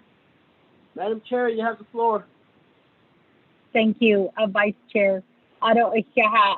Mr. Henderson, thank you for allowing your criminal investigators to speak freely here regarding their concerns and also the budget shortfalls that they are currently seeing and experiencing. I do want to state first that in regards to the Navajo medical examiner's position that we have been advocating for prior to the pandemic in 2019, we did work out a short-term solution with the Department of Health where the Navajo Nation Department of Health was willing to actually fund the medical examiner's position for 2 years, which was supposed to start in 2020 and 2021. And that was because they received extra funding that they actually were able to convert and use towards the medical examiner's position. However, we did have the meeting in the fall with Department of Health. We also had Rosalind Stowe on the call, and I believe we had Department of Public Safety Director Jesse Delmar, and I don't recall if we had, I'm pretty sure we had Director Michael Henderson on the line as well when we had this meeting in the fall of 2019. And the issue that we were having is, as was stated, the cost or the pay scale for this position was pretty low. But we were working to try to address that and then also get that position advertised. However, I really hate saying this, but as we all know, the pandemic came around by the time the position was being proposed to DPM to get it advertised. So we lost that funding because Department of Health needed that funding to combat COVID. And of course, 2020, it was really kind of a pause year in a lot of ways, because a lot of the issues that I guess as a whole, the entire government, federal, state, and here at the Navajo Nation, everything got put on pause because we were trying to combat COVID-19. And it continues to somewhat still be in the pause, in the pause phase, because we haven't had another meeting. Most of the meetings that did occur were regarding COVID-19, and we did have in August of 2020 last year, we did have another meeting with IHS Rosalind Stowe, and we had Dr. Jill Jim on the call, as well as Department of Public Safety Jesse Delmar, to see if we could try to fund the medical examiner's position. And at that time, we were using COVID as a really great example as to why public safety needed this medical examiner's position and why IHS should be funding it. We ran into a couple of hurdles, and we were supposed to have another meeting scheduled with Rosalind Stowe, where she was supposed to get some information on the medical examiners, the data needed, or she basically made a request to have criminal investigations send over the data as to how many deaths were related to COVID-19, and then also a list of their responsibilities. I guess maybe the way that I understand it is what your responsibilities are or were prior to COVID versus what your responsibilities were, when we were all combating COVID. And of course, we're still in the midst of COVID. It hasn't completely gone away, so it's very difficult to gather that information. But I believe that CI Director, Mr. Henderson, was tasked with that, with keeping that data so that we can present that to IHS so that IHS could possibly take the medical examiner's position and fund that position. The other issue with the medical examiner's issue or the medical examiner's meeting that we had was there was a question of whether after COVID the medical examiner would still be needed, and so we did argue that it was needed. The other request was the cost to do autopsy, which it sounds like that was already covered. Autopsy cost is around $5,000 per person. I don't remember who presented that information just today with criminal investigations, but we do kind of need a breakdown cost, and IHS is trying to justify this position with the cost that the Navajo Nation is currently paying to get these cases addressed. So I know that Rosalind Stowe did ask for a lot of information. And so at the time we were hoping to have another meeting in December. And at that time, I do recall that the plan was, hopefully by that time, the vaccinations would come out and our numbers would come down. But here we are in March. Many of us have received vaccinations and many of us still haven't received our vaccinations. And so we're still in the midst of COVID. And now we have a new strain, 3 new strains that are out there.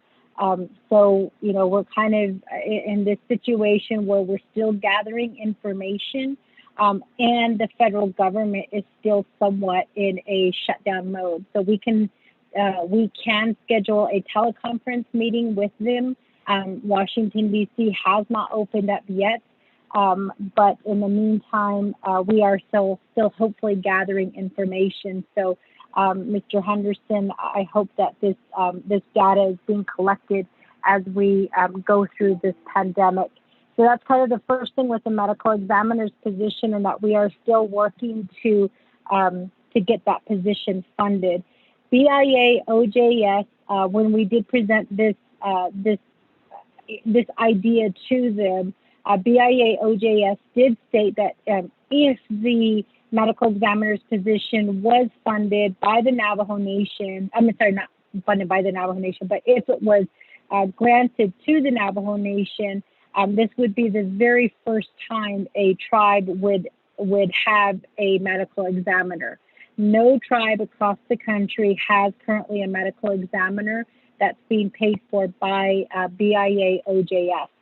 They were open to the idea, which is why we had that meeting with IHS, but they wanted to know what IHS was going to say, because they felt like the medical examiner's position is a IHS responsibility.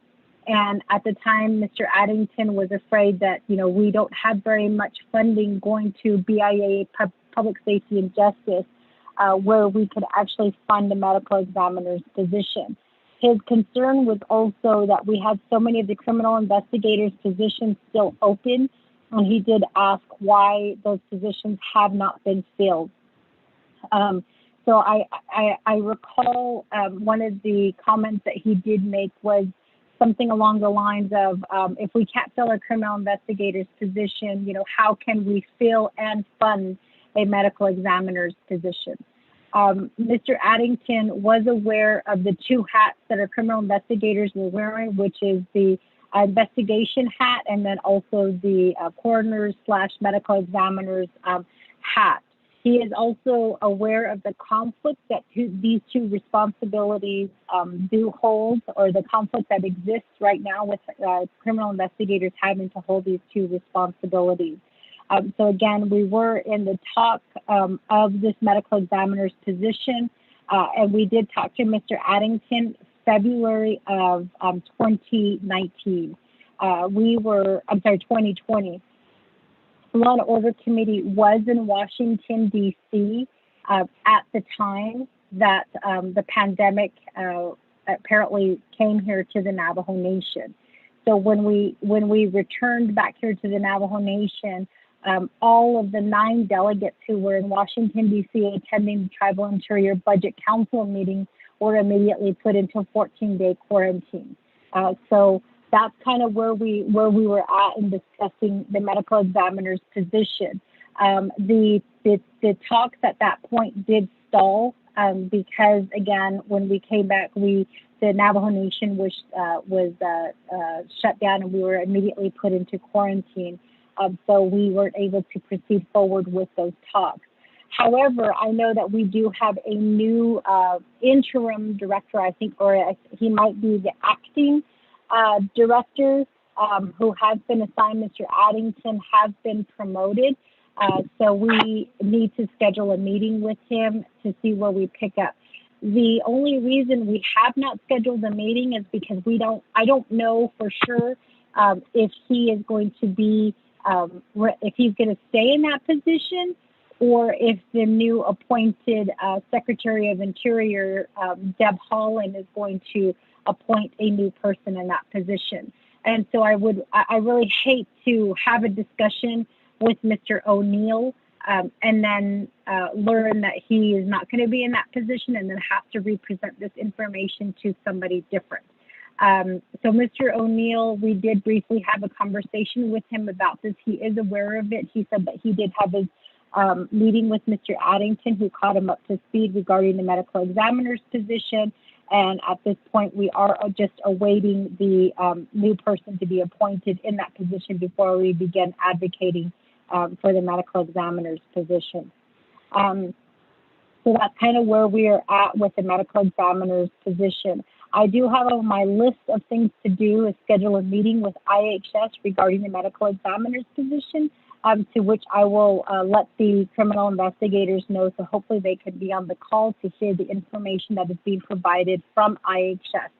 But also, criminal investigators, please keep in mind that right now, as we are aware, the new administration is coming into their positions, so there might be some changes that would be made.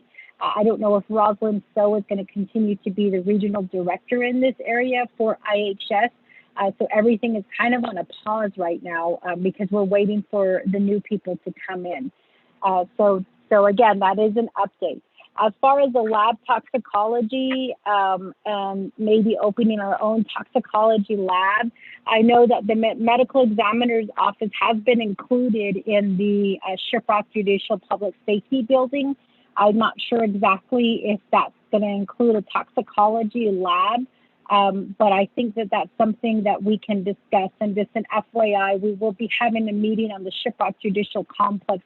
We're trying to schedule the meeting now, hopefully on Friday. So Dale, if you are available, we'd love for you to be on the call. Right now, what we are pushing for the Shiprock Judicial Complex, which will also include, again, the medical examiner's office, is to have the Navajo Nation pay for the building and then look into the BIA 105 Al Lease program. The 105 Al Lease program is a program that allows BIA to rent the facility. So basically, Navajo Nation builds it and BIA rents it for as long as we have a 638 contract. So recently, BIA did enter into 105 Al Lease programs with other tribes, and they're trying to push this program. They're trying to push it for more tribes to get, to be a part or to take part in, and to also create leases with BIA. BIA's concern was that there was not very much funding provided to BIA regarding the needs in Indian country. I believe we did have a meeting, and I'm looking back in my notes just to verify. I believe that we did have a meeting with BIA, which is where we were introduced to Mr. O'Neill, he did share some information with us on some of the funding that's coming down from the BIA. Mr. Delmar was on the call, and Mr. O'Neill did share the funding that's going to be coming down the pipeline during this administration. Most of that funding, unfortunately, will not cover any type of facility replacement. And even then, the only facility that is on the facility replacement list is Winter Rock. So we did talk briefly about the BIA 105 Al lease as an option as we move forward with the Shiprock facility, again, which would house the criminal investigations, the medical examiner's office. And so, again, we did have that information shared with us from Mr. O'Neill. On the call, we had Travis, Robert, Mr. Mauser, I think, and also Ms. Broken Leg. And what was shared with us on January 8th, 2021 at 8:00 a.m. is that $25,500,000 was given to BIA for facility replacement. Just to put some context into this amount, $25.5 million for facility replacement, and Shiprock is looking at a facility replacement of $68 million. So Mr. Addington did state, obviously, that's not going to be enough to cover the facility replacement.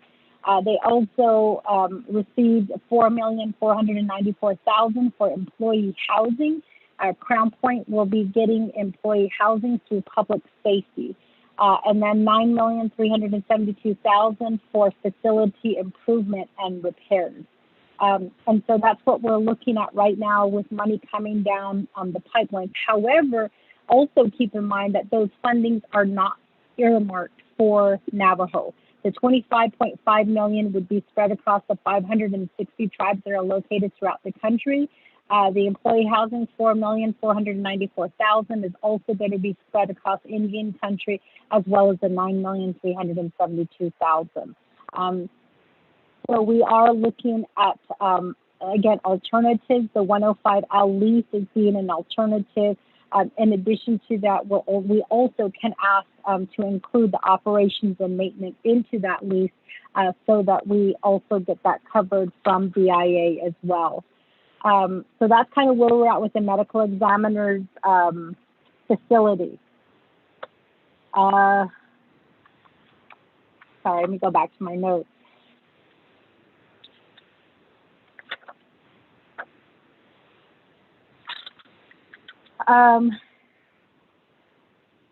The special duty pay, hazard pay, the equipment needed for criminal investigations, all of that should have been covered under CARES.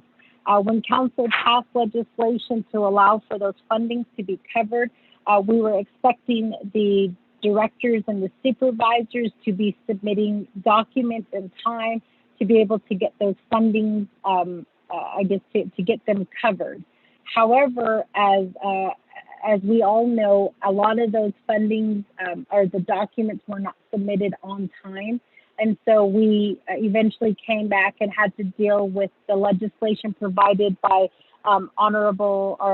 Speaker Seth Damon, who dropped the legislation to allow for special duty and hazard pay to be paid.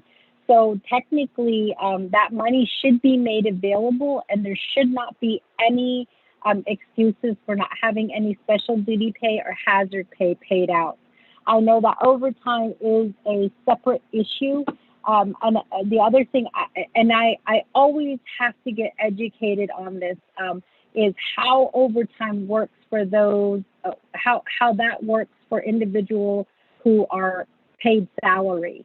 I know that it's a different process, and we have had DPM come on and explain that to us.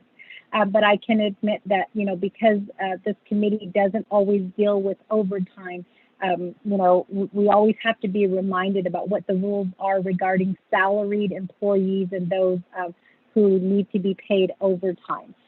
So when we were talking, when there was mention about travel time not being paid, my question is, how many of those are salaried employees, and how does pay work when you're talking about, pay for the investigative work that's being done? To me, and again, I will need proper education from DPM on how this whole process works. But I thought when you were salaried, that you don't get paid for the time. That's more for the non-salaried people who have to do the time cards. So if I can get a little bit more education on that, I think that would help me a little bit more with moving forward to, try to address the issues dealing with travel time not being paid and then overtime. So I'll need a little bit more information on that. There was also a comment made about what district commanders are getting. I'd like to get a little bit more information on what that comment was about. I don't recall which criminal investigator made that comment, but I think that as a matter of making sure that all of our boots on the ground are being cared for properly, we do need to get a better understanding of what management is getting versus those who are actually in the field doing the work. And I think that this committee has tried to address that on several occasions, which Delegate Otto So has mentioned. Every time we ask those tough questions and every time we demand answers to what, Winter Rock is getting versus those who are actually out in the field, We get blasted on the newspaper. We have ethics inquiries brought against us. And so it just becomes a question of exactly how much or what kind of questions can this committee ask to try to get the answers that they need, and then to share that with the people who are out in the community, to let them know that this is the services that public safety should be providing to you as a community. We do know that that public safety is obviously important, that you do get 638 funding. You also get general funds on top of that as well. But we also are well aware of the K accounts that are out there and the millions of dollars that are sitting in the K accounts that are currently not being used by the Navajo Nation.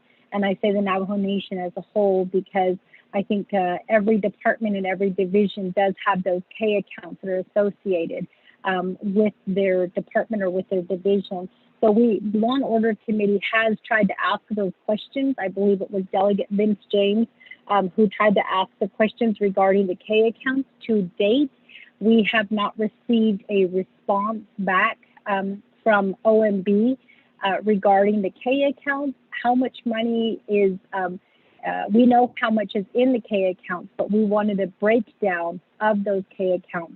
We did recently, January of 2020, we did, and I say we, council, received a PDF document that was, I want to say it was like 56 pages long. And it did give us a breakdown of the K accounts, but it gave us a breakdown of the K account money that are being returned back to the state and back to the federal government. What I want to know is how much K account funds are currently in the criminal investigation pot, and how we can utilize those K accounts to try to address the issues that have been brought to this committee. The issue regarding the equipment, the need for proper equipment, I'm really saddened to hear that that the funding was taken from vacant positions to try to use towards equipment. That to me is unacceptable, since we did have CARES funds that was available. So I'm not sure exactly which funds were used to purchase body bags, and then how criminal investigations had to be creative in the suits that they had to wear when they were playing coroner/medical examiner. I find that to be unacceptable. And I don't know why funding was not used to purchase the equipment that our criminal investigators needed, especially when they were dealing with patients who had passed from COVID. And please, somebody correct me if I'm wrong, but my understanding is criminal investigations is involved in all deaths, whether they are deaths caused by another person, or whether they are deaths caused by foul play, or whether they are just natural deaths, that all deaths are, that criminal investigators have to respond to those deaths that are being reported. What I worry about is having to use rain suits, I believe was what was stated, as well as the workout suits that were purchased for our criminal investigators, so that they could get out there and they could do their jobs, and also sign off on a lot of these, I believe it's death certificates for individuals who have passed. And this continues. Not only, it was an issue before COVID, but I think with COVID, it really broadened the issue, and it made it a bigger issue. So I'm a little bit concerned about that. And I want to know, Mr. Henderson, why CARES funding was not used for the equipment, the proper equipment that our medical investigators needed. I don't believe there's any excuse for that. And I want to know why that wasn't jumped on, as far as when the CARES money was made available to the department to use. And just know, criminal investigators, I do apologize to all of you, because I know that you're working out in the field and having to deal with this every day. But council did make those funds available. And that's what this committee needs to find out, is who dropped the ball. Why were these proper equipment not being purchased? The other thing I do want to go back to as well is OMB and how they instructed criminal investigations to go back to the base pay. I want to know who gave OMB that permission to do that, and why OMB was not advocating to try to, to increase funding. And I say that because council has made it clear on several occasions that council is never told about the time frame when 638 contracts are negotiated. This committee has requested to be informed when the 638 contracts are up for negotiation. To date, we have not been told, aside from OMB handles that and so does DOJ. I will make it clear again, council is not told when the 638 contracts are being negotiated. I believe Honorable Eugene So, Honorable Vince James, and Honorable Otto So have all made those requests on several occasions through various meetings, and they have asked to be included in those negotiation the time that the 638 contracts are being negotiated. The purpose of being involved in that is because it's a government-to-government relationship that we have with BIA. If criminal investigations is being underfunded, and we just recently, not recently, but we are well aware that the judicial branch is also being underfunded as well, our opportunity exists at the time that the 638 contracts are being negotiated. But if we're not being told when they're being negotiated, we can't negotiate on your behalf. So we have asked OMB, about that information and how the 638 contracts are being negotiated. It sounds as if BIA presents a budget and says, this is what you're going to work with. And Navajo Nation comes back and says, no, this is what we need. And BIA comes back and says, no, this is what we're going to give you. And Navajo Nation throws their hands up in the air and says, okay. The problem with that is the services are affected, which is happening in this case. We have criminal investigations coming before us, telling us that they are short funded from the 638 contract, also from general funds that currently, they're trying to be innovative in meeting the demands of their position, and how there's a conflict in the two positions that were, that were thrusted upon them. And I say thrusted because I don't believe that criminal investigations had the opportunity to talk about whether they wanted to take on the coroner's / medical examiner's work. It was pushed upon them, and so now they're trying to work hard and also be innovative in the way that they are addressing that responsibility. And I know that OMB has on several occasions been brought up. Although we do try to ask those questions of OMB, OMB does not respond. And I know that OMB does not respond to budget and finance as well when those questions do come up. OMB is under the president's office, whereas Office of the Controller is under the legislative branch, under the speaker's office. So that may be the reason why OMB is not willing to cooperate with the legislative branch. But I do want to say on the record, and I know that this is being aired on Facebook, that the OMB office does not work with the legislative branch or with Speaker's office, which is really a shame, because the result of it is we have a lot of our people who are affected by the services that are being provided through public safety. So I want to go back to that statement that was being made about OMB and how they instructed that criminal investigations need to go back to their base pay. In addition to that, I think we also have to discuss the 638 contracts and why OMB settled with the amount, which is the shortfall that criminal investigation is currently facing right now. So those are my questions. Those are my concerns. I'm hoping that you guys can address those. I am a little bit frustrated, and I am a little bit angry listening to the way that our criminal investigators have been treated, and more importantly, how they are trying to assist the community by wearing these. I'm not going to say two hats. I think you guys are wearing several hats.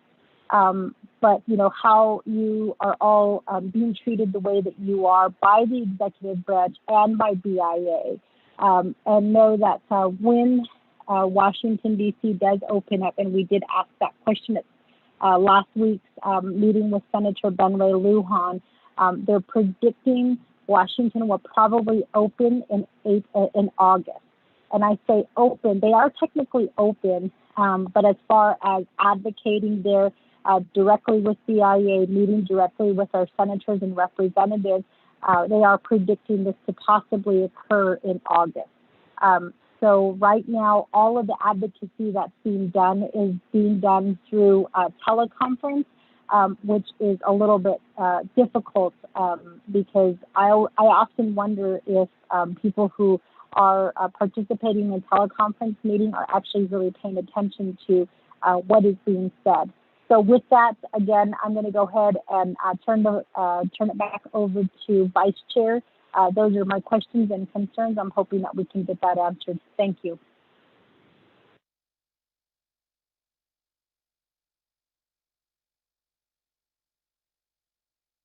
Thank you very much, Madam Chair. Criminal investigation.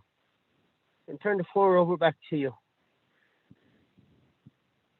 Mr. Henderson, you have the floor. Yeah, now, yeah, are they, large the Santa Hagido, okay, Santa Hagido, are they, Nina Tani no Senigi, Aro and the Akodo, Nihitin Dale Nishigi, yeah. Regarding Mr. Eugene So's question, had ila yad behas anishi saho ndol nil no na idil kidigi jo di ko deb corner do deputy corner da no lido this hid no ko executive order bin ha hiesh the quiz kandashi qui nach ya dashi ita a larger bish bahas ani large das tahagi ado hoste hol jisho hat anashiesh executive order called to the executive order ge has ani ni holia dit anal nishtalis never zain da wili hot ab ki na khana khatolis nal sos bahata hasons dolis death certificates bada let dolis khat ya it's ado hatita za hatia it's ado ataten zain da wili hot a executive order bin nachiko na nishnaha nilia jo behas ani ite khayla behas ani shila ho indol nila no bina idil kidigi jo la ho na liya goshi at ashi bin hast ado hat ashi ba yatkigo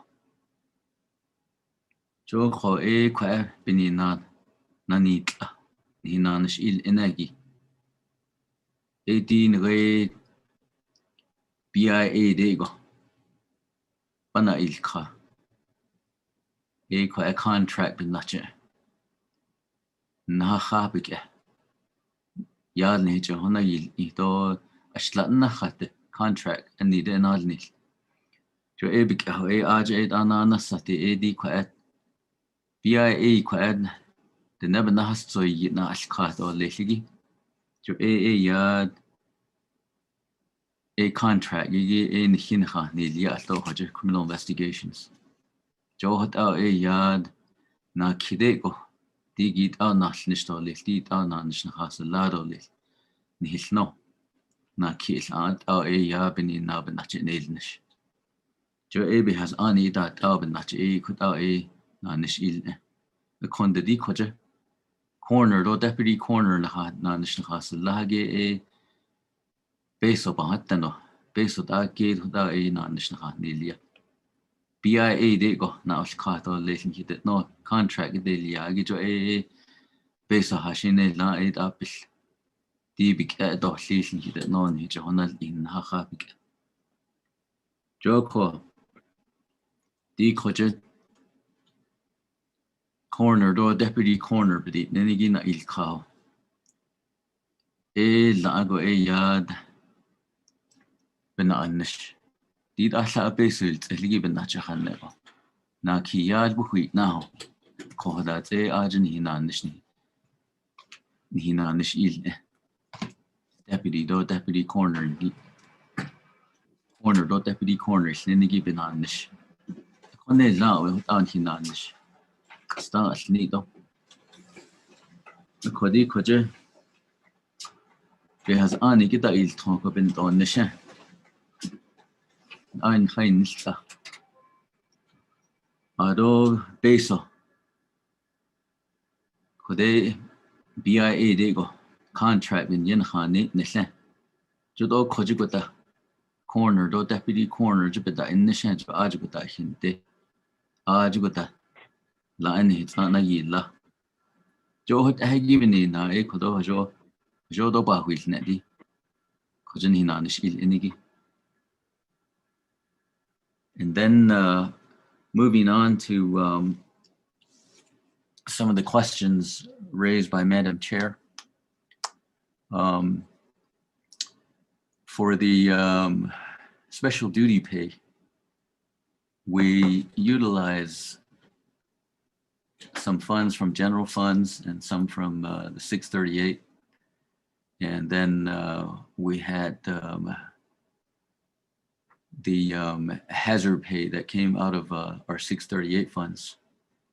And one of the reasons for having to resort to the rain suits and the exercise suits that was mentioned, that was because the vendors that we were obtaining supplies from, the Tyvek suits and all the personal protective equipment, the vendors that we were purchasing these protective gear from were running low on their supplies.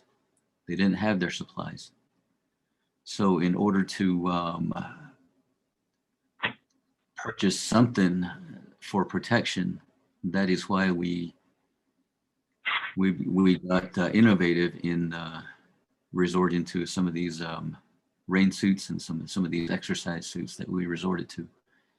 And until the vendors could resupply us with a lot of these personal protective equipment. And most of the equipment that we did purchase came out of our general funds. And for the FY 2020, about 1.3 million that we utilize on equipment. And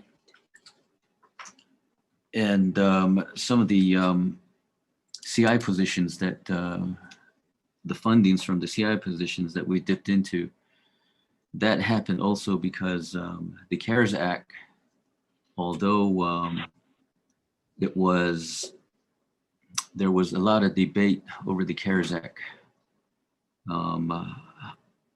at the other program levels, and it didn't become available for most of our departments to use until late in the pandemic.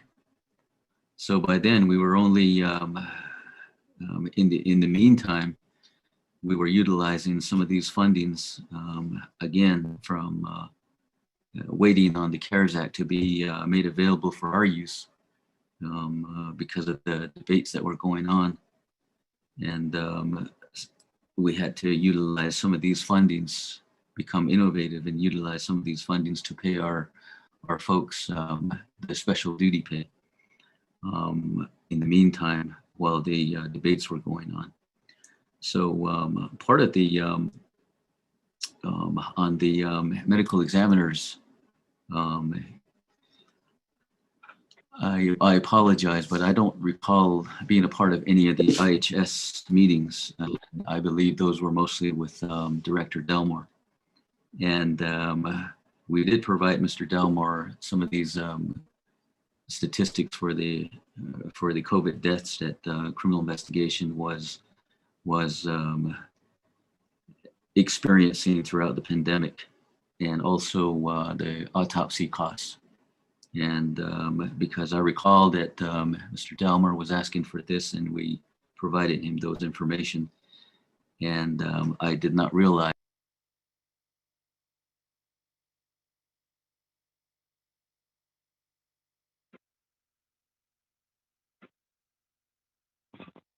Hello, Mr. Henderson. I think Mr. you may have Henderson? been cut off.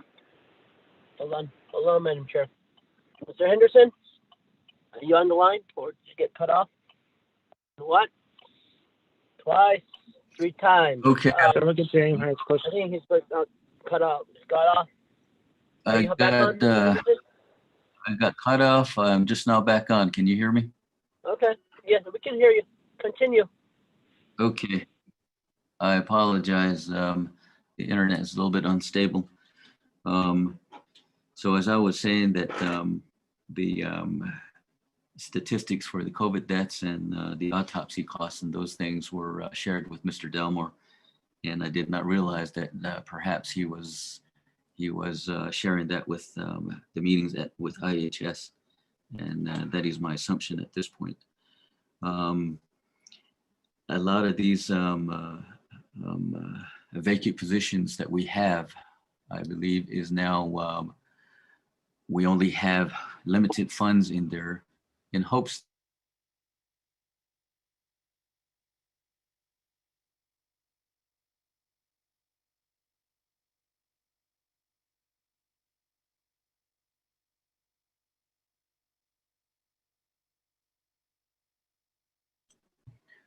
Okay, I keep getting called off. Can you hear me now?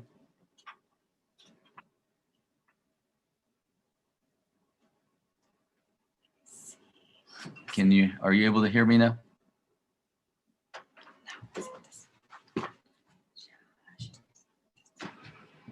I can hear you. I'm just waiting on Vice Chair. I don't know if Vice Chair can hear you. Mr. Henderson, we can hear you. Proceed. Okay, thank you, Vice Chair. But to make the response short, and that was some of the things that were going on in regarding some of the questions that were being posed here by Mr. Eugene So and then Madam Chair.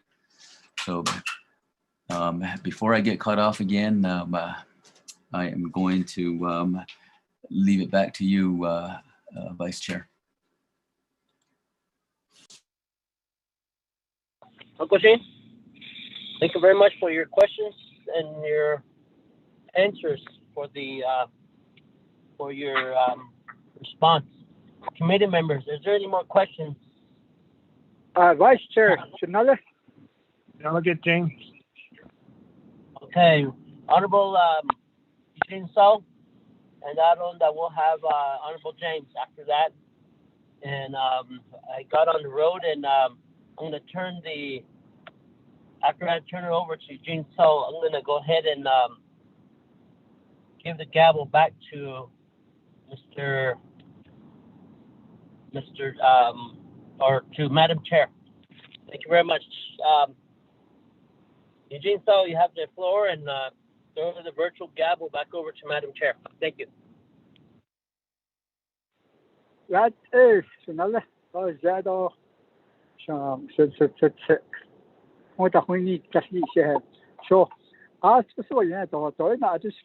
would like to request for that executive order that was ordered to the CI because of what they're doing also. On what ground did he use that executive order? Just by his authority as the president, or is there some rules in there we don't know that he used to make the CI to do the coroner's job? It is being scheduled. I would like to look at it there. Yes.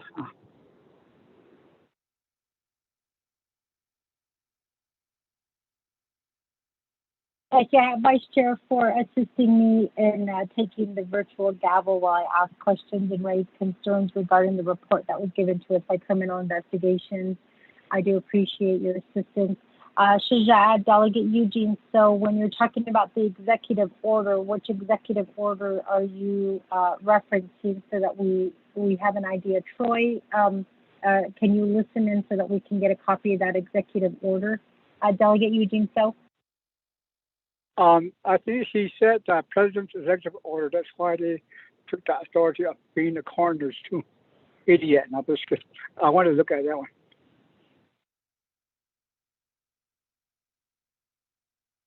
Thank you for requesting that, Delegate Eugene. So, Mr. Henderson, or perhaps I think maybe Dale might be able to answer that question, since Dale was acting supervisor, acting director for criminal investigations for a few years before you came on, Mr. Henderson. So if either one of you could answer that question, if not, then we can turn it back over to Mr. Filfred, and he can probably answer that question. So I can answer that question, Madam Chair. This is Dale West. Can you hear me? Go ahead, Dale. Yeah, go ahead, Dale. Okay. And to give a little bit of history on what has been done, the Navajo Nation president signed, based on their authority in Title 17, 1851, that gives the Navajo Nation president to assign a coroner to the Navajo Nation. So that was his authority to be able, and justification, and why he chose criminal investigations to have those coroner duties, because under the law at that time, he had that very right to do so. And the thinking was that, well, since criminal investigations already looks into death cases to figure out if they're foul play or not, that was the rationale in order to do that. The other rationale behind it was the states recognized tribal authority to be able to sign off on death certificates under the old practices of how coroners were used throughout American history. In American history, the coroners did not have to be medically trained. It just had to be somebody who was elected or appointed. They didn't necessarily have to have any medical training whatsoever. So the coroner system is an old, antiquated, outdated system, whereas you see individuals or government agencies moving towards a medical examiner program rather than a coroner related, to get somebody who's medically trained.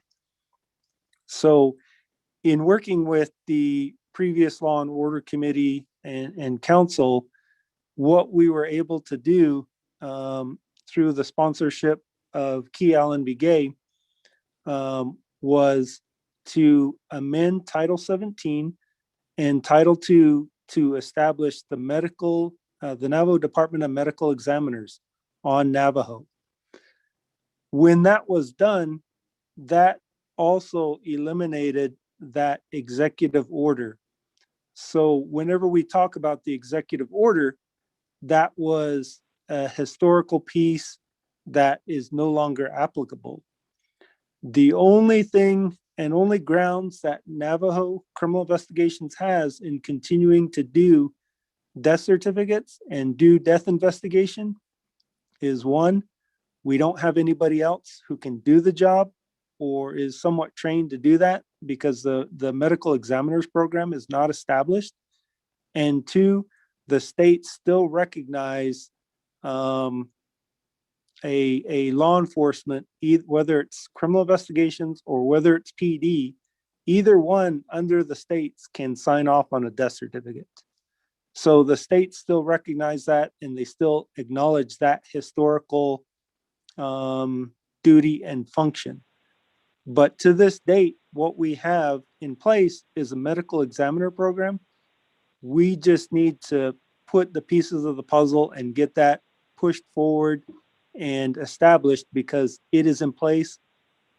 And that was one of the things that the president, Russell Begay, before he left office, he signed into effect on January 5th, 2019, And then we received the grant from Department of Health in the fall of 2019.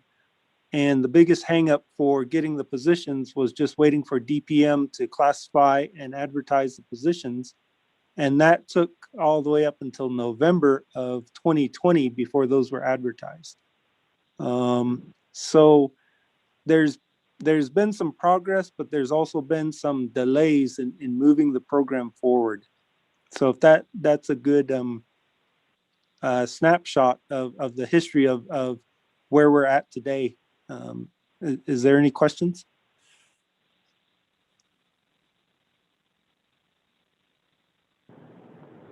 Thank you for that information, Dale. I guess the request that Delegate Eugene Stowe has made is that document be forwarded. If you have those documents, that we have those in place. And I think that would be great information to share with BIA and IHS as well in arguing the need for the medical examiner's position.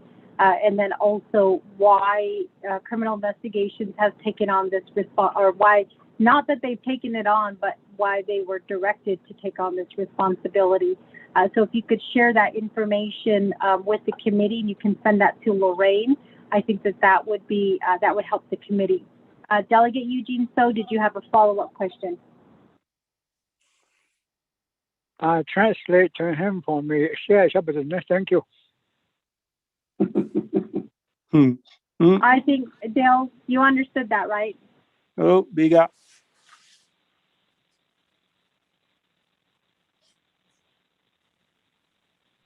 So with that, Delegate Vince James, I believe you had a question. The floor is yours.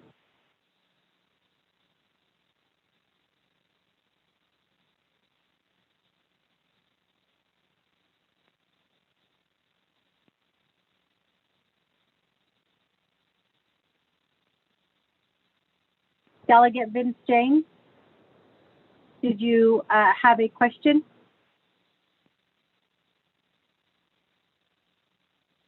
Yeah, there's another. Oh, I do have a question. Go ahead, the floor is yours. Okay. In regards to, I had the Henderson for the information. A call. Although I did try to find your phone number, but I guess I don't have your phone number, nor do our advisor, Ms. Spencer. I don't think any of us have it because nobody responded back to my text of my questions that I wanted it sent to you. That way you could respond. But here are my questions, and I was hoping that you would cover some of them, but I'll just go ahead and answer it, ask you in here on the call. So I know at one point one of the staff, the CI staff, did talk about equipment, and one of the question that I had on the portable metal morgue that are parked at PD. My question is, are those being utilized, or are they up for resale, or is there repairs that need to happen to those vehicles? Wanted to ask about that particular equipment that was brought up. Also,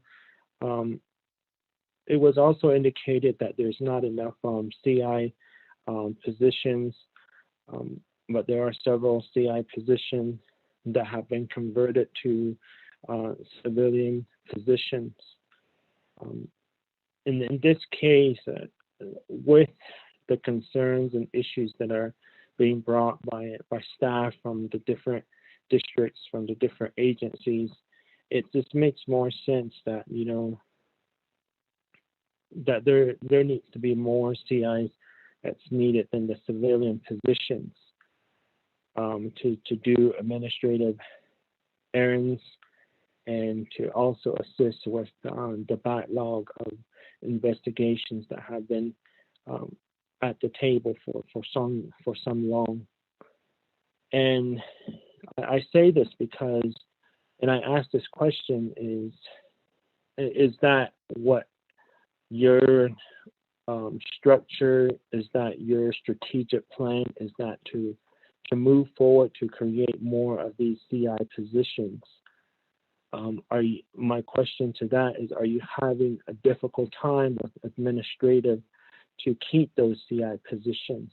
Who is making those position calls to change those to civilian positions? I know that a lot of times that as delegates, we're always told that we're micromanaging, but I think through a recommendation or through a meeting, by reviewing a lot of your strategic planning, your organizational charts for each of your district would be something for us to move forward to make those recommendations that these CI positions should not be transferred or looked at as civilian positions? Or is it the Human Resource Department of PD, Public Safety, making those changes from you guys when it comes to job descriptions of those positions? Is it an error on human resource? Again, would that be an error of administrative executive departments for public safety? So that's my other question in regards to the CI position. Another one is, I know one of the staff brought up the issues, and you also provided some feedback regarding the breakdown of costs. And I know that myself and my colleagues with LOC have asked that question to where, please provide us some documents. Please provide us documents in regards to budget breakdowns. And from the beginning there, it was tough, especially during the budget sessions that were taking places and asking for so many different documents. I know it was frustrating for staff, and it was frustrating to provide those documents to us. But I mean, to some extent, we're still in that environment to where I think it is being said, oh, you don't need to provide all the information to LOC. Oh, you don't need to provide that to the delegates. They don't need to know about that information. But still, yet, as of today, I still ask for copies of different costs and breakdowns. And at one point, I did really commend Mr. Valley West on how he provided his binder to the committee when he was delegated as in that position. And I really enjoyed reviewing his budget breakdown binder, which had all the information in there, that to the point where we really did not need to ask for that much question. But at this point in time, if you as yourself as a director, and then also your staff are bringing up these costs about CARES funds and other costs that are affiliated within public safety, again, I ask for these documents because when it comes down to it, what kind of investigation should we move forward into when it comes to finance? Do we need to make that request of an audit when it comes to finance? Are the funds being spent appropriately? Are the funds being utilized correctly on our Navajo police officers? Are they being used correctly on our Navajo criminal investigators? Is it really going out to the local level? Is it really going out to the district as we are being told? So that is why I'm really asking for documentation in regards to these costs projected and cost budgets that are being spoke about and talked about. And still yet we continuously ask, where is the information that is before us for us to provide that support on behalf of the department. Where is those documents at? And we just continue to talk about all of these funds and issues, and it gets really interesting because a lot of the budget stuff, anything that has to do with budget, it's not being addressed, or it's not being dropped by an LOC committee member. It's very, very interesting on how to manipulate the system, how to avoid law and order committee to move forward with dropping some of these legislations that have to do with budgets. And you can really see it, and it can be seen on how, as LOC, all of this budget stuff is not being dropped or not being adopted by a lawmaker of law and order committee. And so it's a very interesting crystal gazing, I guess you could say, just to be professional and nice about it. When you start seeing the big picture from the outside view of all of these budget issues budgets that have to occur within Division of Public Safety.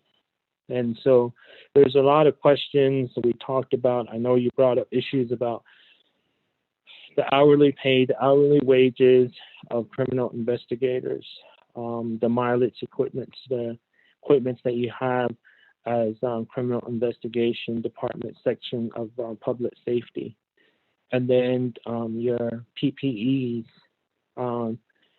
your toolkits that that you guys need to do the investigation, to complete an investigation, your travel, and then all your other writings and interviews and your overtimes and holiday pays and all of these stuff. It's very interesting that, when you guys run into issues or problems, especially for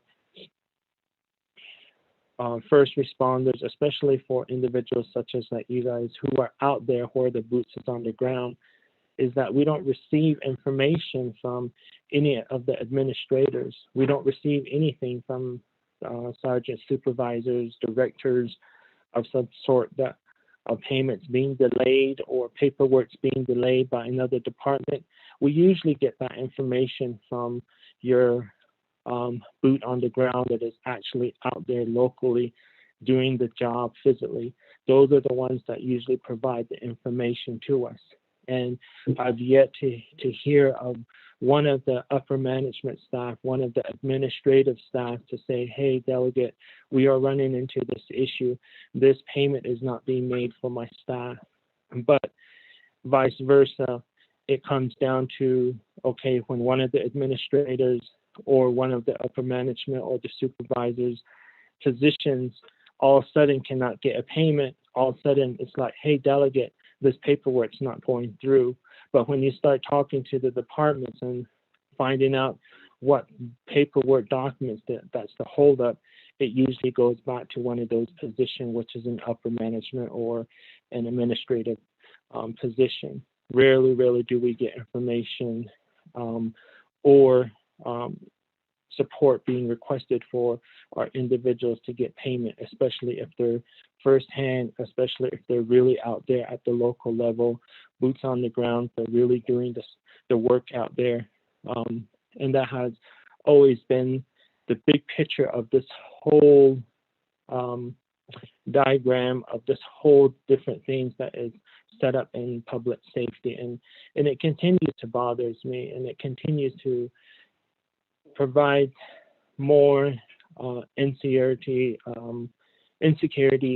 for my perspective when it comes to public safety administrative upper management staff.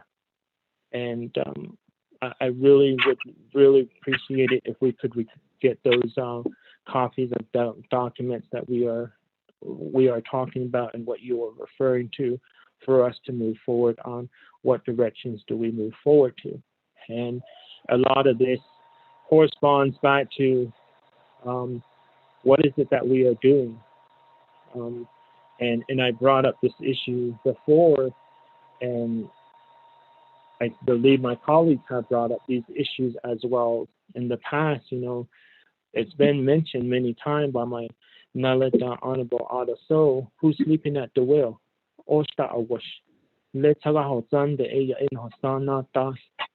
And that's the mentality that, you know, really in reality does sit in place. And is it because of a continuous leadership that keep coming on board? I mean, not to downgrade Mr. Delmore, but you know, when you've been in a position for so long, the morale eventually dies out. And has that happened here? Is that what's happening here? And is that the reason why people are not moving? Is that the reason why we're running into these issues that, you know, oh, he's not going to do anything. Oh, that director's not going to do anything. And is it being looked at like that from some of our staff? Oh, we can go ahead and eliminate the system and go around all of this and go around the delegates. Nothing won't happen. Is that the mentality that a lot of the staff are being looked at, or of how staff are being looked at? And so when it comes down to it, it's just like, you know, what is it that we need to do? Do we need a new leadership? Do we need new leadership in there to start for things to move forward and to work with oversight committees? So I've still yet to see those documents and to see what kind of budget breakdowns you guys have, but usually it's like not provided to us at first hand. We have to literally get down to our knees to get these documents, and that shouldn't be the case. So those are some of my concerns, my comments, and my questions. So with that, I'll go ahead and end it here. Thank you very much.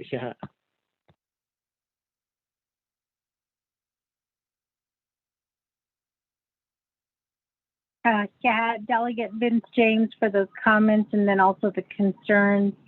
And then also, you know, the fact that you have been asking for those budgets, but we still have yet to receive them, which it makes it very difficult for the committee to advocate on the need for funding, because there is no communication coming from the executive branch to this committee. And so it is, you know, we are trying to assist, but criminal investigators, as I stated at the very beginning, we did try to work with the executive branch to get you your needs met, but that was not, it wasn't moved upon. And then we did try again the second time. Again, it was not, it wasn't addressed. And then again, the third time, which was recently, and again, we didn't get the forms that we need. So thankfully, I believe Honorable Otto So did drop legislation to bypass that, so that we can get you criminal investigators, we can get your budget addressed and get you the assistance that you need. So with that, I'm going to go ahead and turn the floor back over to Director Henderson.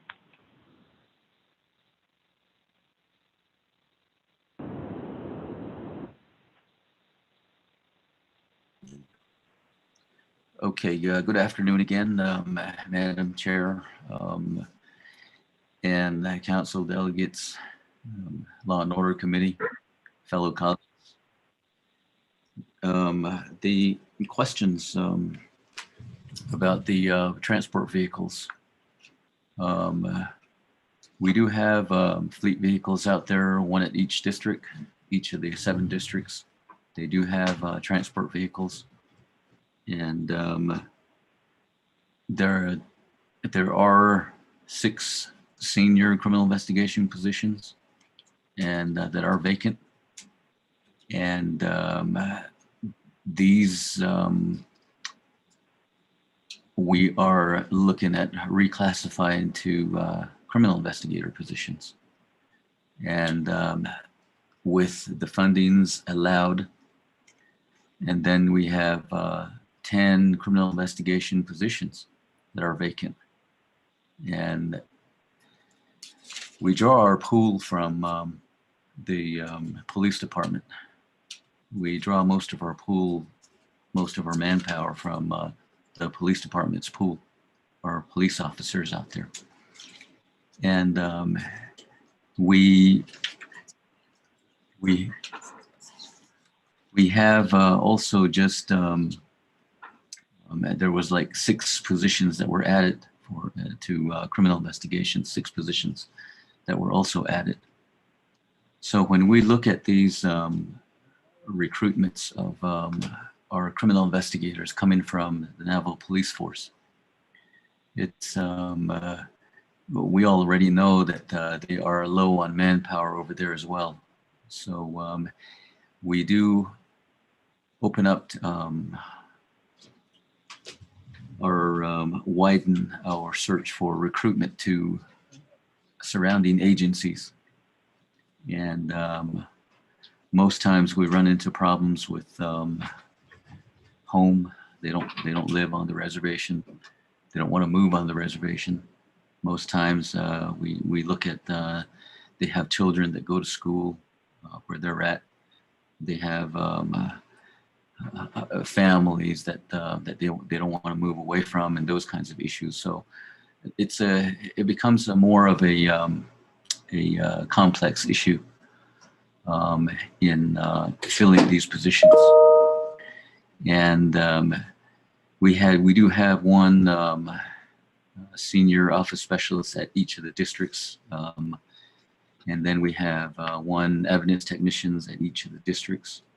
We have here at headquarters, we have a senior office specialist, a project specialist, and administrative service officer that are here at the headquarters.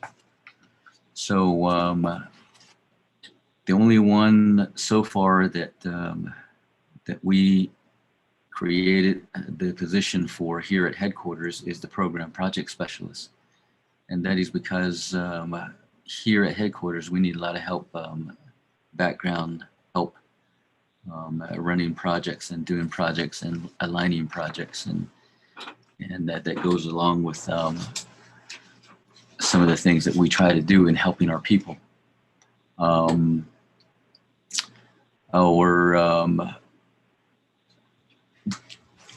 Some of the civilian staff that are in the background, that they are important to our operation, because we have a lot of issues with the way we collect data collection.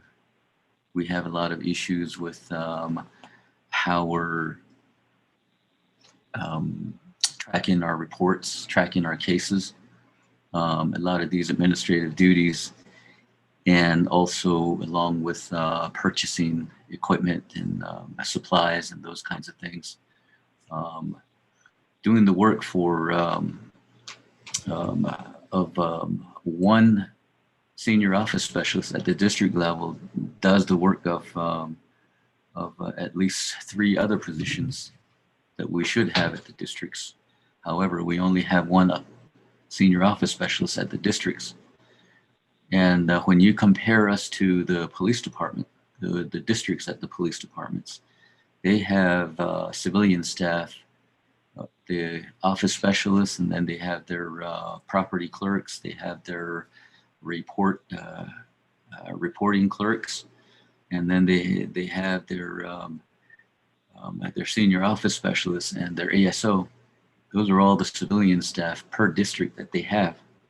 Over here with criminal investigation, we only have that 1 senior office specialist that takes care of all the supplies, all the properties, all the reports that the public is asking for, or the attorneys are asking for, and doing all these at the same time with conducting all the purchase orders and running down all these what needs to be done on a daily basis, doing the overtime reports and those things.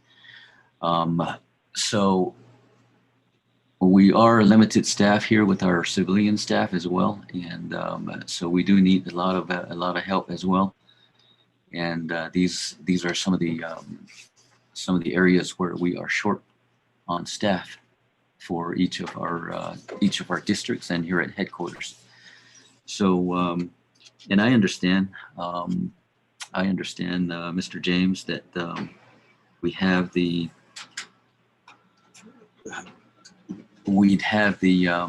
problem in communicating with each other, just like you brought up. We don't have you all don't have my phone number. I don't know if you have my email address, and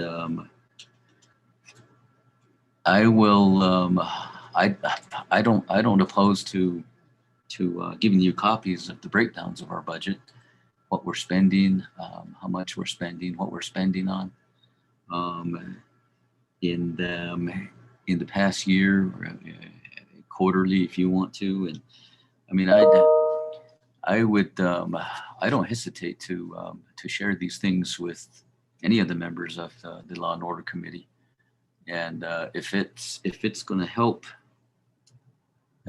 you, the committee, help the program, and that's what we're all interested in.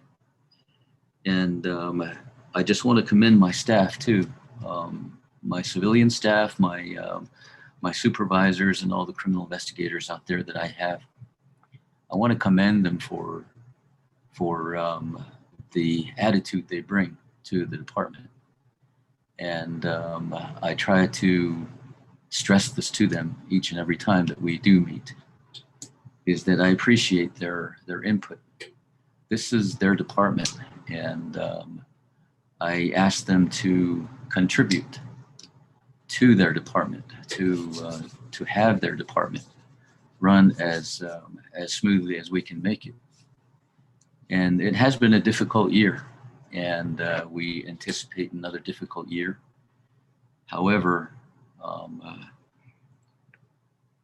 at some point in time, I can, when I get all these documents together, the breakdowns of the costs and the strategic planning and so on and so forth, what we're focusing on and what we'd like to do, what has been going on, what is going on, and what we want to make happen, how we want to best serve our people professionally.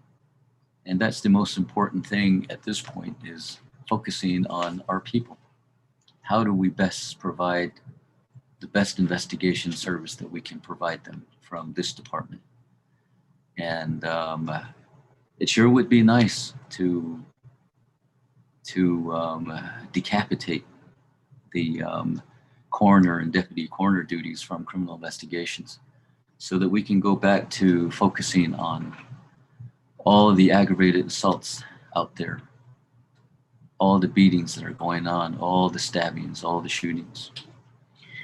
It would be nice to address, without having to respond to sign a death certificate, to all the sexual assault, sexual abuse cases that are out there. It would be nice to just focus on those, and to focus on all the crime rates that we experience day to day, week to week, month to month, year to year. And that is a part of our plan, is to, like I mentioned earlier, death investigation, to sign a death certificate takes a good 48% of our time in this business. A good 48% of our caseload is nothing but signing death certificates. And it worries us. It worries us. It concerns us that most of our fundings go to this 48% of what we do, when we should be focusing on the other 52%, 53% of investigating crime for our people. The burglaries, the bootleggings, the drug activities, those suffer. And a chunk of the problem that we're looking at is, it's because half the time we're signing death certificates. And that's not it's not like we don't want to do the job. It's something that was dropped in our lap, and we're doing it. We're running with it the best way we can. So having that said, I am going to I'm going to go back on mute unless if there's any other questions. Thank you very much.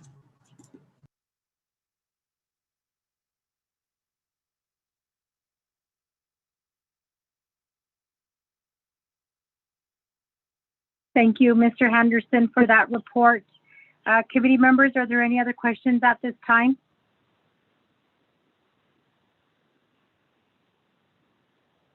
Madam Chair? Delegate Otto, go ahead. I guess what I would like to see if we could get the controller to give a presentation on the audit. The reason why I say this is the Navajo Nation goes through a single audit every year, and all of our $638, our federal dollars, are part of that audit process. And I believe the controller calls it a single audit, and that tells you the how the programs utilize the dollars according to the scope of work of the contract. And if there was any red flags relating to the scope of work to the contract, the single audit would have raised some red flags there. And those are just one of my concerns that I think we need to get the controller to present on that, so that we can separate that, because I know that if a program gets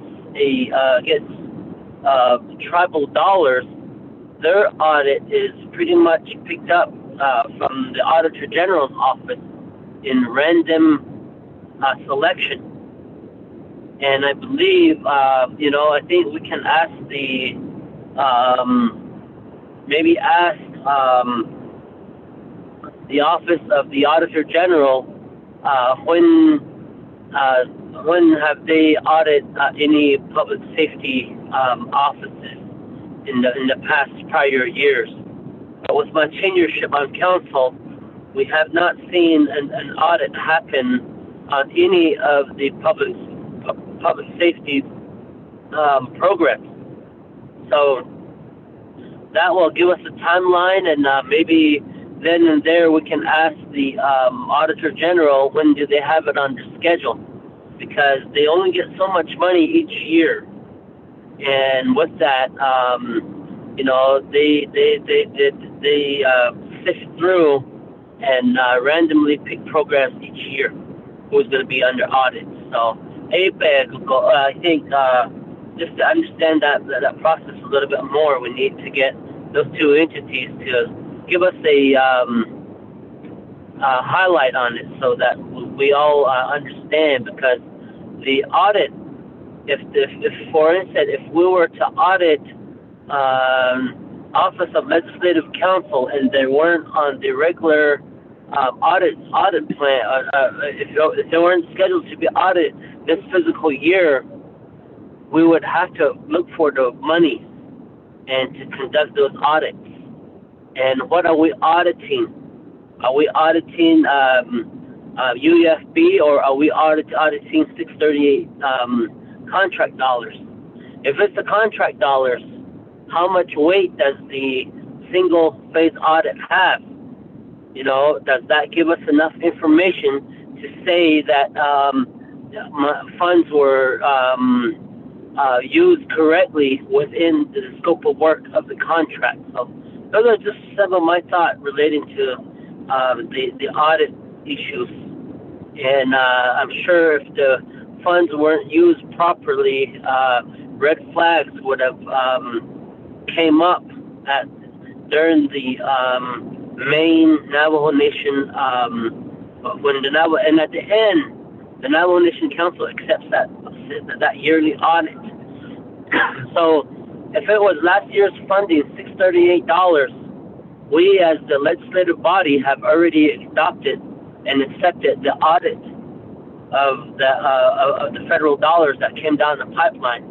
So if it was that for fiscal year 2020, the public safety patrol was audited, it's already we already approved it. So that is just my concern there. Just wanted to see if we could shed more light so that we have the committee members all on one page. Thank you.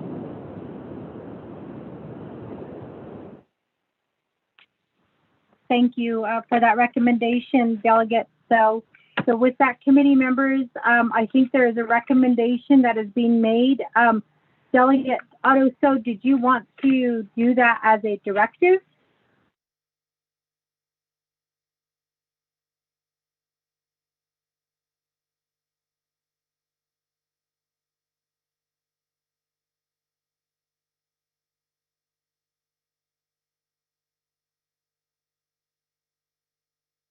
Delegate Otto, so did anybody hear me? Madam Chair, do you hear me? Yes. Okay. Let's just not to have it during the committee meeting. Maybe let's call it an internal meeting between the controller and auditor general, just so that it's just between us, the offices and the oversight. And that way, we're not, we have all of our attention there, and then we're not subjected to time also. And I just request that we just do like a leadership meeting or just something that we just meet with them. That way, it doesn't take, it's not pressed to time, it's not pressed to votes and things like that. You know, we just sit there, we listen. They have we have their attention, and they're presenting information to us so that we, as leadership, we understand how federal dollars are audited through the Navajo Nation, through the yearly Navajo Nation audit process. Thank you.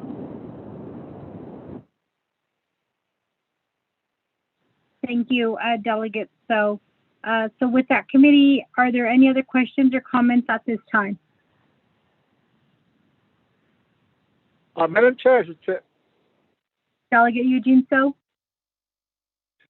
Regards to the contract 638, I reckon we need to relook at it where the last time any language was changed in there. So it might be outdated with us because some of those contracts are made outside, but not for how we live on the Navajo Nation.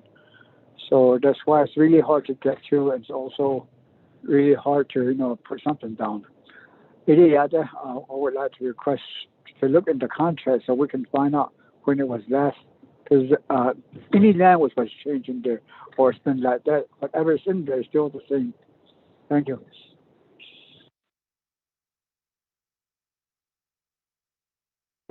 Madam Chair? Delegate Otto So. Thank you very much again. The other thing too is that I guess we need to sit down with Doreen and maybe Kimberly, Madam Attorney, Assistant Attorney General, and we need to look at this 638 process, the negotiation. We have non-elected officials negotiating on behalf of the Navajo Nation. And, for instance, Cordell Shorty, what is he authorizing and what is he signing?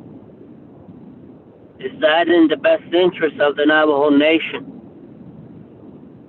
Or the division director? What is Because what I'm getting to is that we can, from here on, if they choose not for us to be part of leadership, to be part of the negotiations, we might as well just not sign the 638 contract and give it back to the federal government themselves. That's the other option.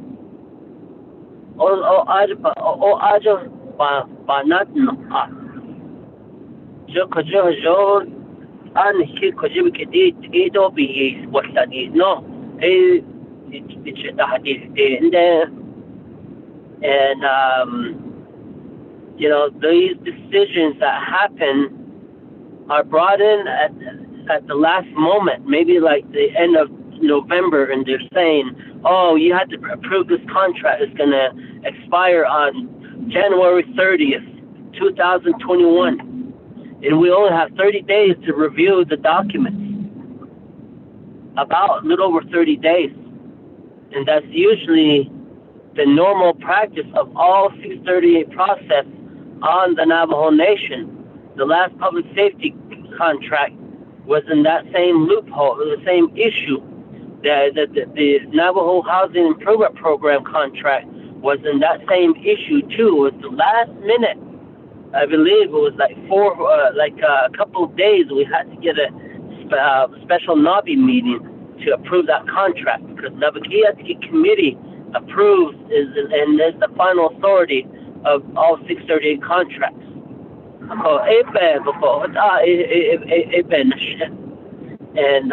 like I said, you have non-elected officials making these decisions, not running it by, what was negotiated on, because the key thing is that there's term language in there that the nation always agrees to, and our grant people and OMB agrees to it, or our division directors, our managers agree to it and say, we will agree to availability of funds.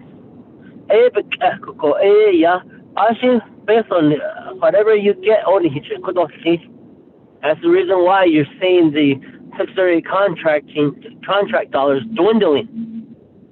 The estimation of the Navajo Nation population is not met. Who at Department of Justice is at the table, and those are some of the concerns that I have. I know that Department of Justice is part of the conversation, but they are we're their client.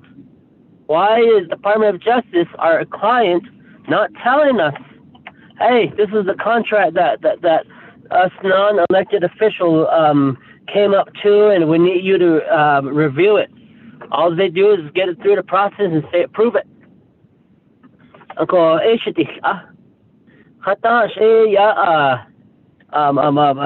Attorney General is on the Navajo Nation. We do not have an elected Attorney General, nor Deputy Attorney General, or an elected Chief of Staff of either the legislative branch or the executive branch. These are millions of dollars that come through the Navajo Nation, comes through the pipelines, and we have non-elected individuals agreeing to these and tying the Navajo Nation. But yet, if they goof, then they're not held responsible. You try to hold them responsible, they start running to through the Employment Protection Act. But shoot, if these guys are costing the Navajo Nation millions of dollars, how do we hold them responsible? As an elected official, our constituents hold us responsible. If we don't do our job, whether it's to a contract of the 638 contract to public safety, or the 638 contract to housing, or the 630 or the advocacy at the BIA with BIA at the federal level, if we don't do our jobs, our constituents hold us responsible. I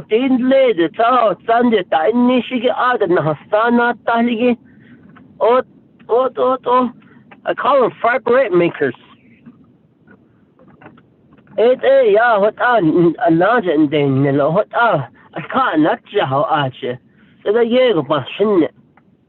We are risking a lot of money.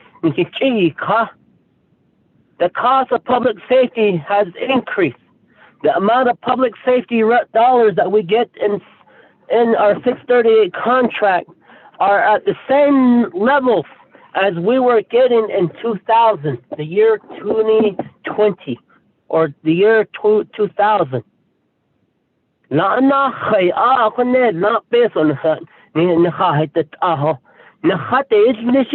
agree to these terms, and they're tying our arms. Washington, you already agreed to this. There's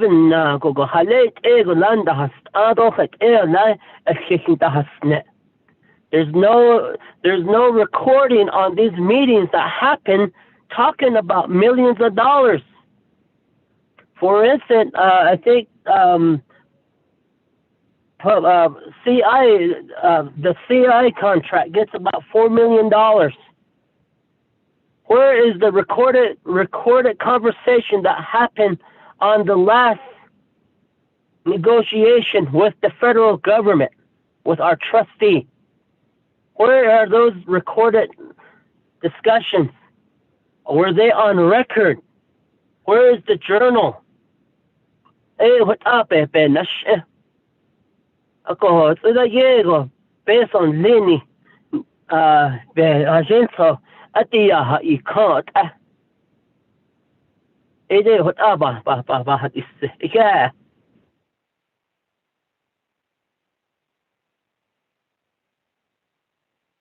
Thank you for that, Delegate Otto. So, Troy, can you address some of those concerns?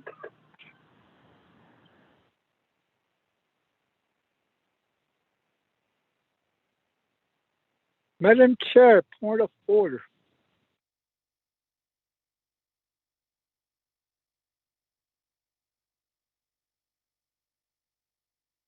Delegate Eugene, so what's your point of order? What the delegate just question or talk about is the same thing as what I said. We need to revisit. So with that, I don't think we all need a directive. Thank you.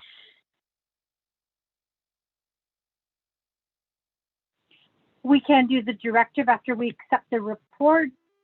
At that time, you can let us know what that directive is going to be, Delegate Eugene. So I do appreciate you speaking up. So with that, committee members, are there any other questions or comments?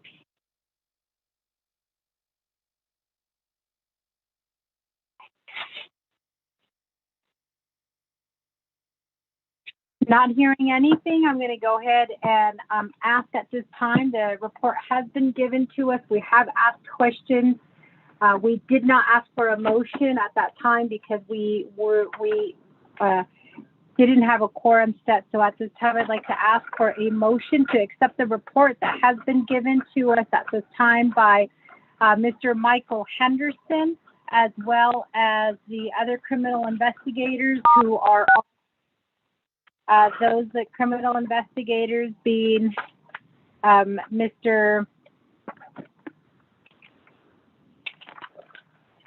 Captain Tolina, Dale West, Anthony Dan, Darren Simeona, and also Mr. Greg Secatero.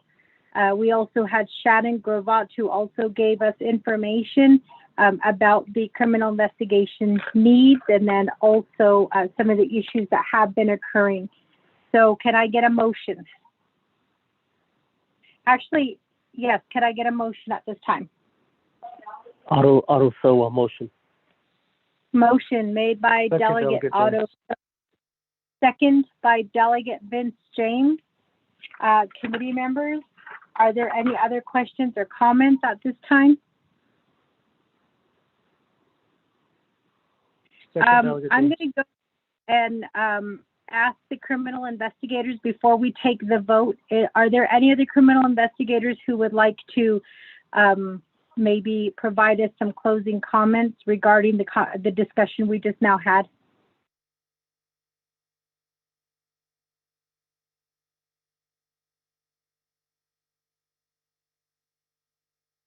Not hearing anything, I'm going to go ahead and ask. Sherelle, can you assist us with the roll call vote, please? Okay, Honorable Vince James, Delegate James Green. Honorable James votes green, Honorable Eugene So,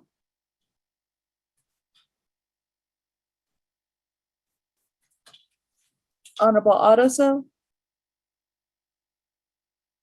I vote green. Honorable Otto So votes green, Honorable Edmund Yazi, Honorable Eugene So,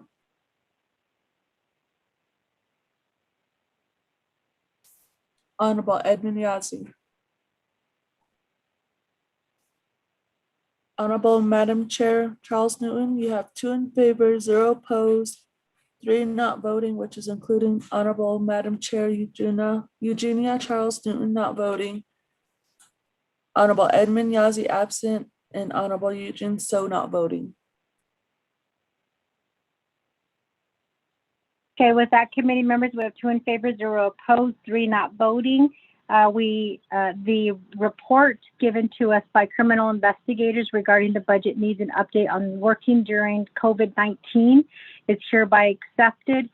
Criminal investigators, we appreciate your time. For those who are still on the line, you are hereby excused, and we look forward to getting more documents so that we can assist you with your needs. So with that, committee members, we're going to go ahead and move down to item 5B, a report from 911 at Ease International, a therapy organization for first responders, by Mike McGrew, CEO. Mr. McGrew, are you still on the line? I am, Madam Chair. Thank you.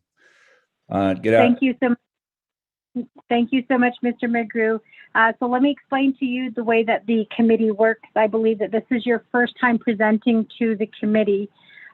So under the receiving reports, you will be given 15 minutes to present your report. If you need additional time, you can ask for additional time of 5 minutes with a total of 20 minutes to give your report. Upon completion, let the committee know that you are finished giving your report, and then the floor opens for committee members for questions. If you have documents that you would like to send to the committee, you can send that to Ms. Lorraine Spencer, and then she sends that out to the committee. Do you have any questions regarding the procedure at this time? No, Madam Chair. Okay, so with that, Mr. Mike McGrew, can I get a motion to hear the report?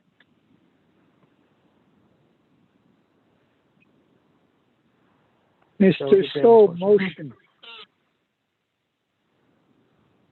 Honorable Eugene So motions to hear the report. Can I get a second?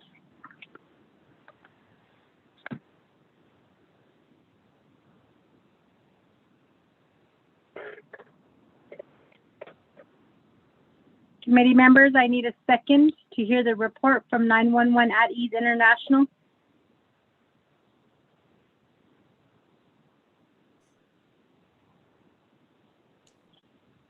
Lorraine, do we still have the committee members on the line?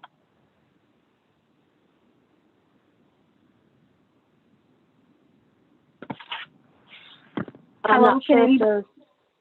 Hello? Go ahead, Lorraine. I'm not sure if they're still on the line. Committee members, Delegate Vince James, Delegate Otto So. Can I get a second?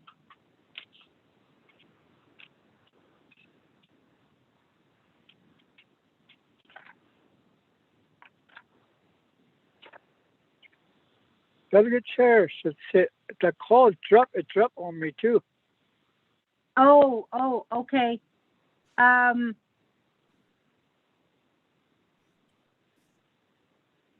So Mr. McGrew, if you just give us a few minutes, I think some of the delegates dropped off the line. Okay, They may be trying to get back on. sure.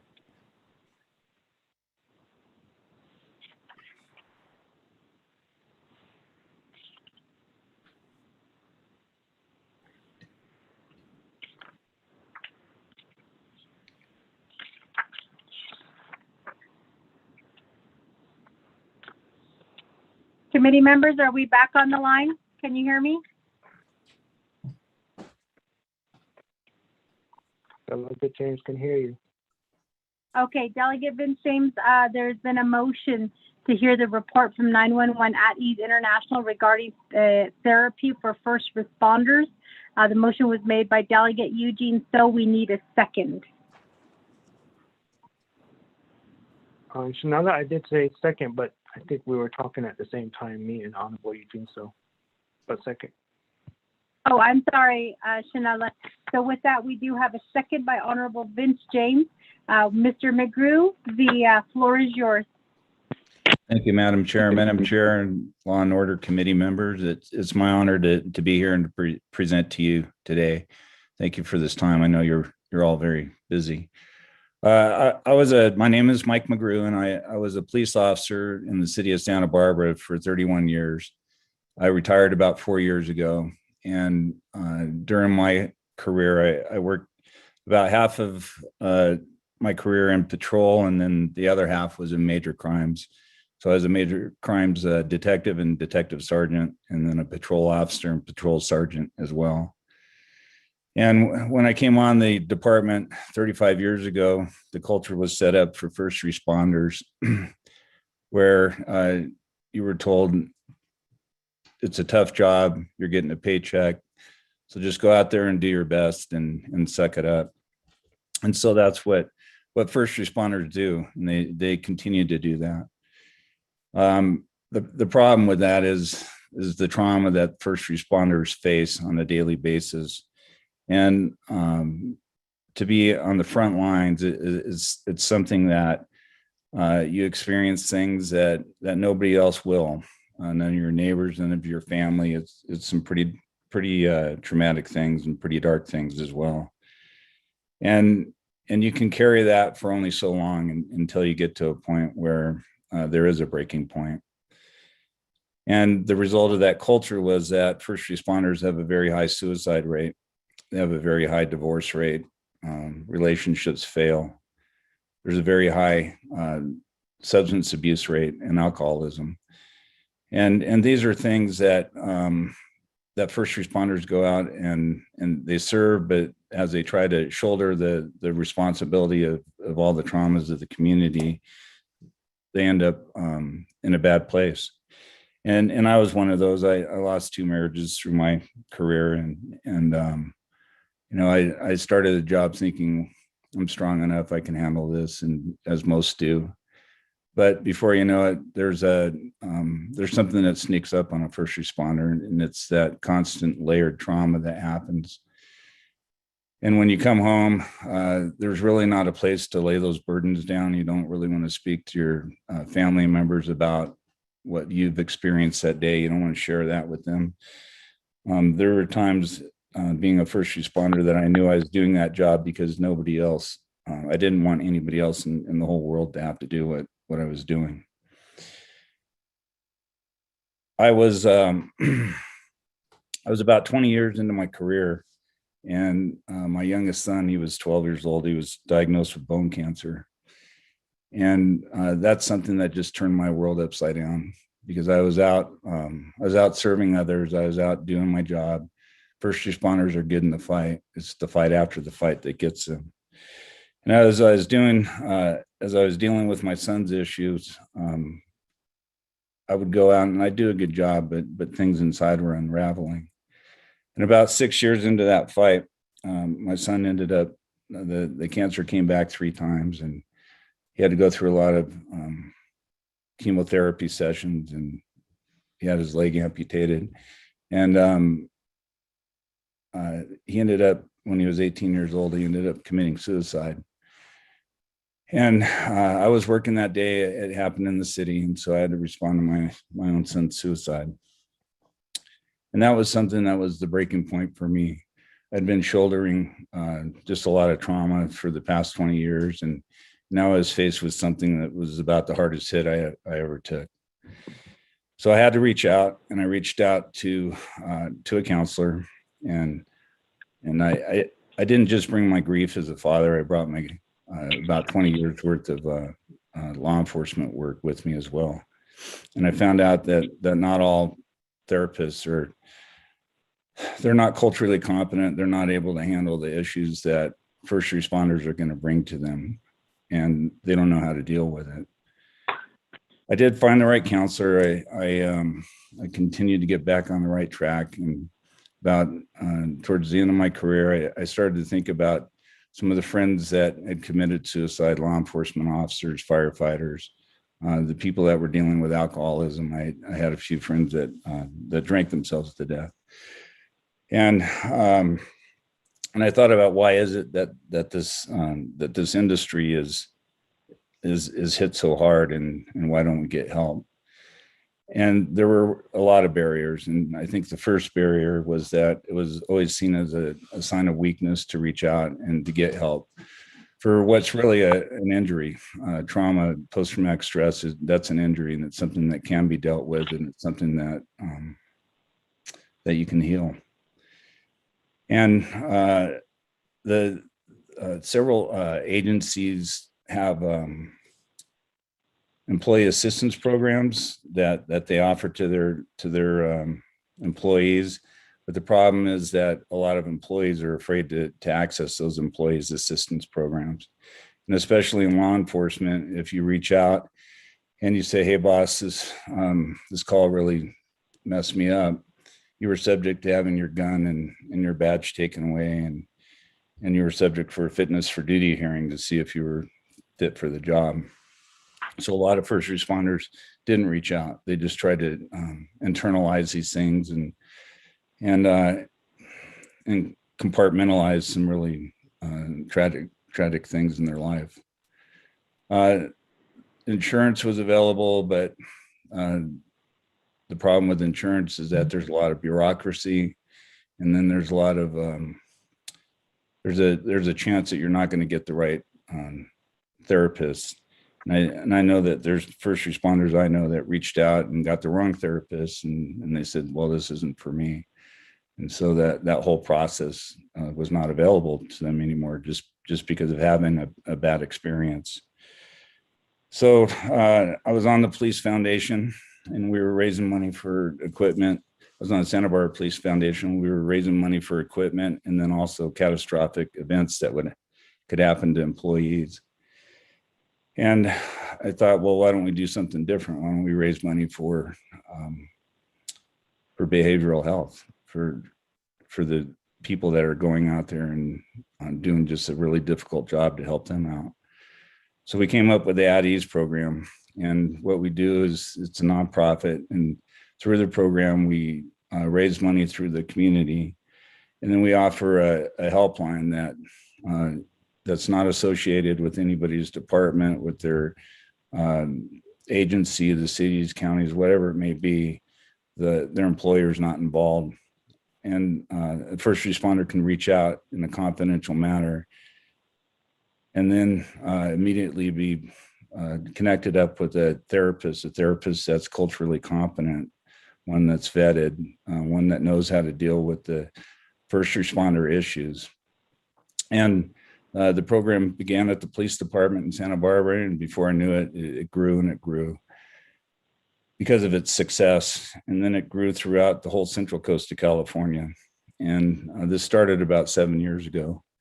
And throughout the Central Coast of California, we began serving over 600 first responders a year, just because it became trusted, and because senior officers and senior first responders were able to just give their testimony about the importance of getting checked in, and the importance of not carrying these things that we're forced to carry a lot of times. last year we started 911 at Ease International because it didn't make sense to write a check to Santa Barbara Police Foundation because we were serving so many different agencies and we were getting so many requests throughout the country. And it's this program was founded by myself and by Michael Hammer, who's the head of the Arm & Hammer Foundation. And he's a man that just really, he's got a heart for first responders, and he wanted to help in a meaningful way. So this program is now its own nonprofit. We're serving several different counties throughout California, up and down the coast, in Central California and Northern California. And we're in Idaho. We're up in the Minneapolis area and in Minnesota. And in Santa Barbara, we had a really traumatic event happen where we had a large fire, and it was shortly followed up by a mudslide where the mountains that are about 3,000 feet above the ocean, they came down upon one of a part of our community, and it killed a lot of people. The debris flow did.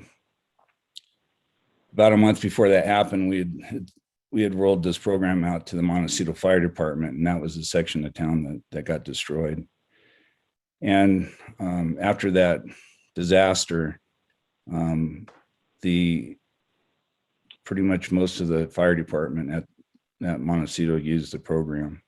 And the fire chief said that when you have a disaster like that, you're supposed to lose about 10% of your workforce within the first year following the disaster. And Montecito, they didn't lose one person, and the chief discredited the ADDIES program to that. I presented on this at a national peer support conference in San Diego, and Mark Morris, who's a chaplain with the Navajo Nation Police Department, was in the audience, and he heard the testimony. He saw some of the first responders that had actually benefited from the program, and he approached me and he said, I think we need to have this for the Navajo Nation. That would be very helpful. So that started the conversation, and it leads us to where we are right now.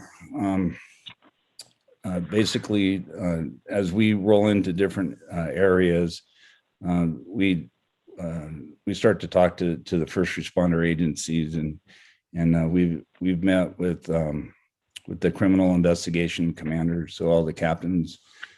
Most of them were there at the meeting a few weeks ago, and we presented there, and then we were invited to present here today by Madam Chair for this meeting.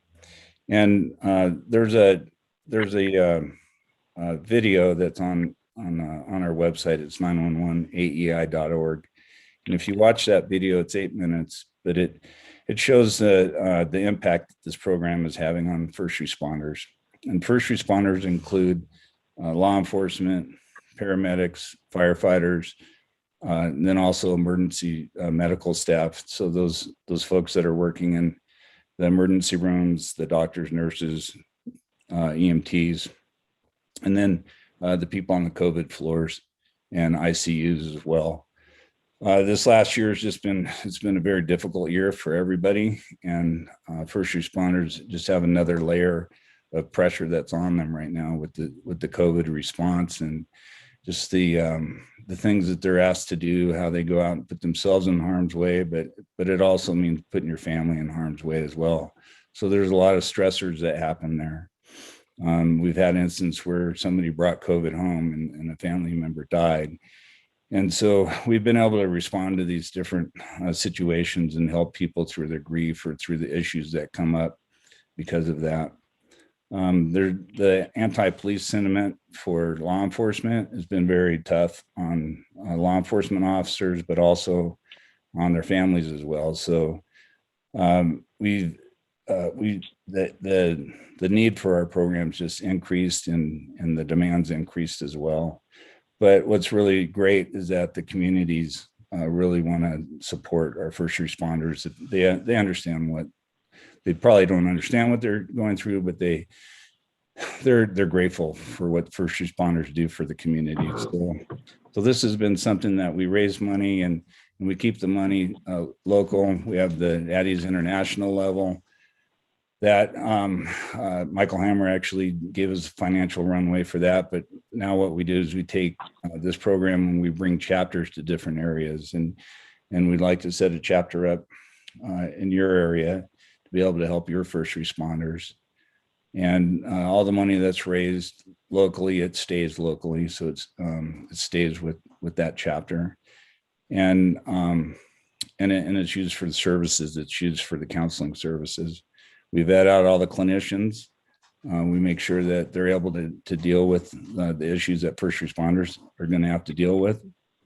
And we provide all the accounting and the HR services and the contracts and everything else that's needed. So really, we take what's worked in Santa Barbara and Central Coast, and then we just bring it to different parts of the country. So we're excited to be where we are here. We've talked to the McKinley County Fire Chief, Brian Archuleta, and also to Steve Stucker, who's from KOB4 News. He's the weatherman there. And they're supportive of the program. They'd like to see this brought here.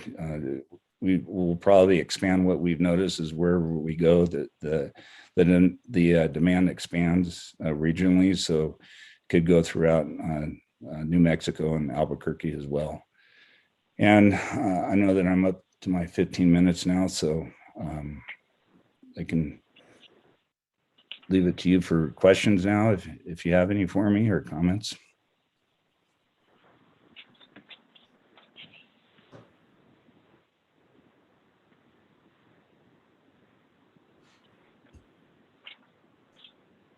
Thank you for that report.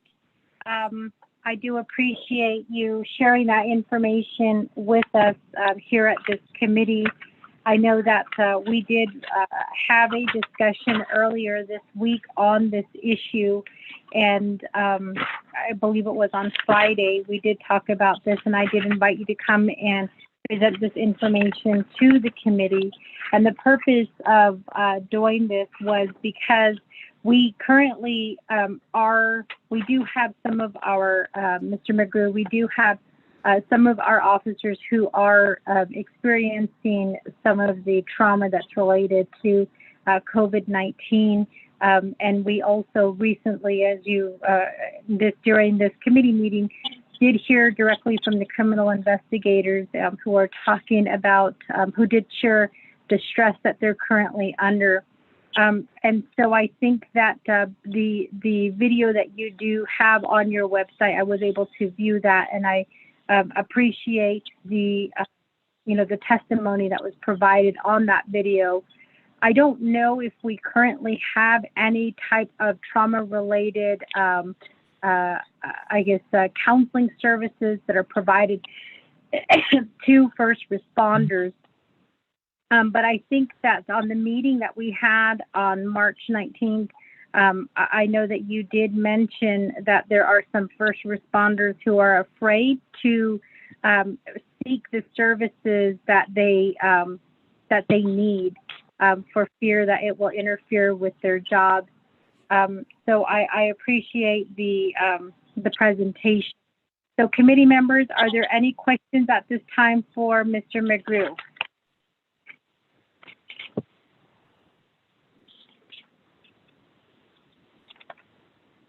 Mr. McGrew, I don't have a question, but I would like to share with you that it's really interesting, that you bring this issue to the forefront.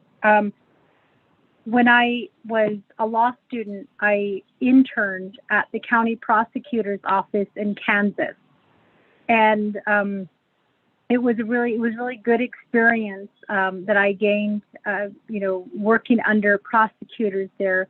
I started off with the traffic division, and eventually you kind of move up. But I got to do what they call second chair. And second chair is where you are under the license of an attorney, and you assist them through a case. And one of the first cases that I got to sit on, that I got to assist a county prosecutor with, It was a case involving a young child who was sexually assaulted. And, I've never talked about this, but there were pictures and there was a video of the sexual assault that took place. And when I watched the video, it took me a few weeks to watch this video, but it was required because it was evidence. And it took me, I believe that the span of the video was maybe less than 10 minutes, but it took me several weeks because I could not sit through that video. And I can say that to this date, I have nightmares. Mm-hmm. And I experience a lot of, I guess maybe the stress from that trauma.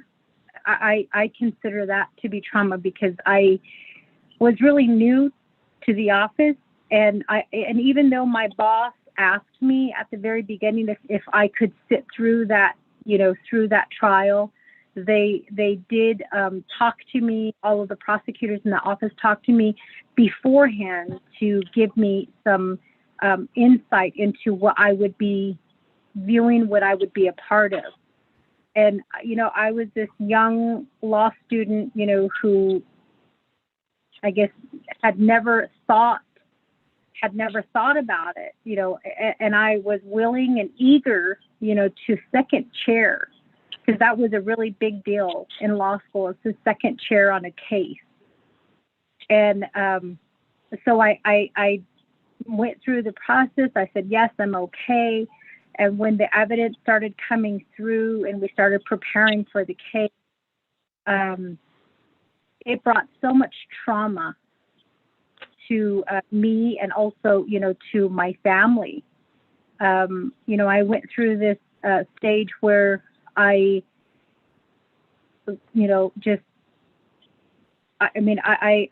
went through a lot during that time. And so, like I said, to this day, it still bothers me.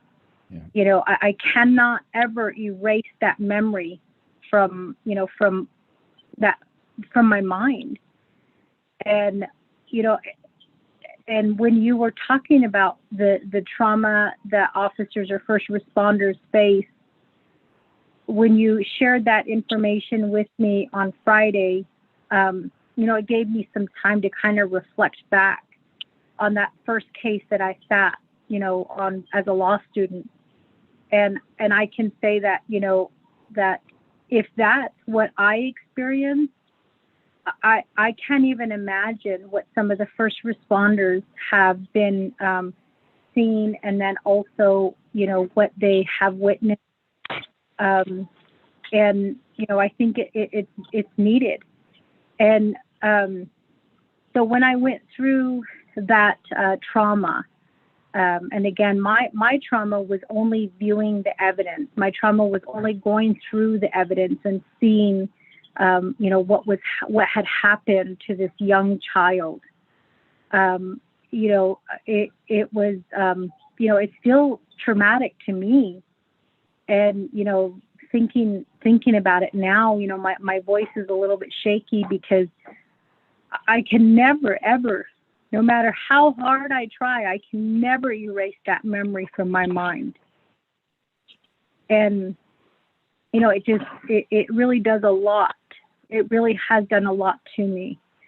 But what I learned through that process is that attorneys, prosecutors, defenders also through similar traumas, and because we have an oath that we take, we are not allowed to talk about the case, which, begged the question at one point, how do attorneys, how do they get past this type of trauma? I signed a non-disclosure agreement where I could never talk about the case because the individual is, I believe that the individual was sentenced. We did. It was because of all of the evidence that was collected against this individual. This person just did a plea, and so we didn't have to go through court. But when I think back to that time, I wish I would have never ever sat second chair. And it just really did a lot to me. But again, I think a lot of it does, I was witnessing it from the evidence point of view. So I can't imagine what officers go through and what they witness on a daily basis.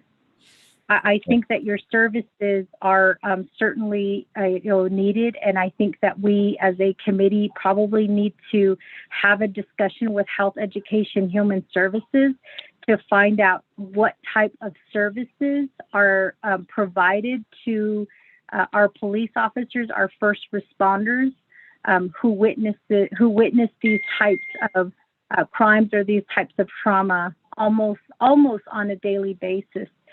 Especially, here with COVID. So with that, Mr. We don't have any questions from the committee members. I wanted to make that comment and say that, I think that your organization is doing some really good things. But I also think that the Navajo Nation does need to look into these types of services to find out what is being offered to our officers. And then more importantly, you guys are kind of a standalone program. So my understanding based on the information on your website is that none of this information is sent to the employer. So Department of Public Safety would never know that, let's say, Officer Yazi went in and sought your services for therapy or for counseling services to try to help him get through whatever situation he's going through. So I just want to say that committee members, and again, I will ask at one if there are any questions or comments from committee members.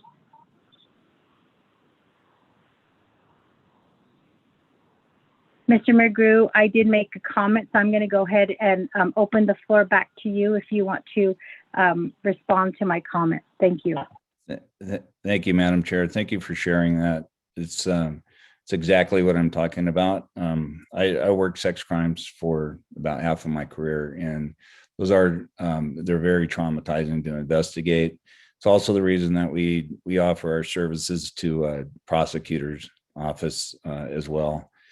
One of the things that we do that's very important is that we also offer our service to the family members of first responders, because there's a secondary trauma that you spoke of that comes home and that you bring home, and it's really important that you treat the whole family and not just the first responder.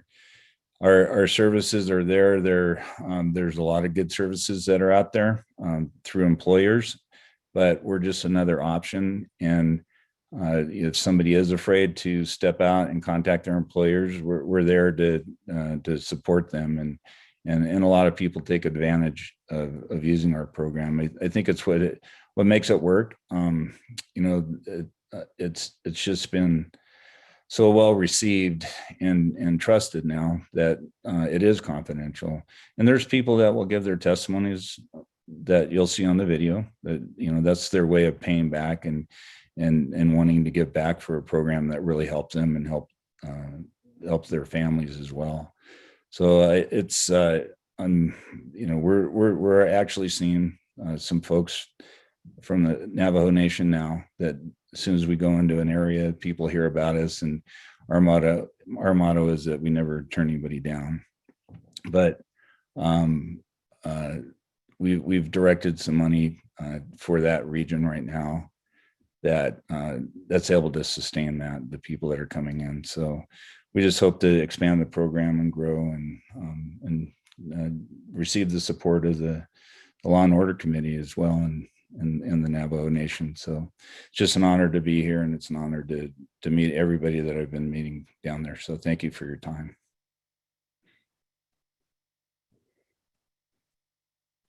Thank you for that, Mr. McGrew. So with that, committee members, since there's no questions or comments at this time for Mr. McGrew, I'm going to go ahead and move forward. We do have a motion made by Delegate Eugene So, a second made by Honorable Vince James. We're going to go ahead and proceed forward to the roll call vote. Staff, can you assist us with this? Honorable Vince James.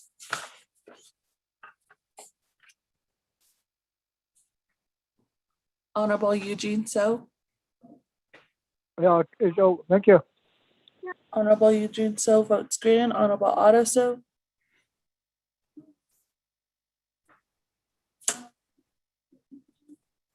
Honorable Otto So. Honorable Edmund Yazzie. Honorable Vince James.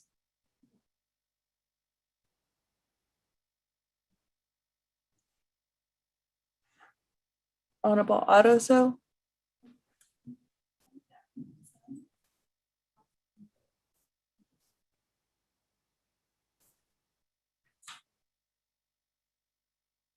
Honorable Madam Chair Charles Newton, you only have one in favor. I think you've lost quorum.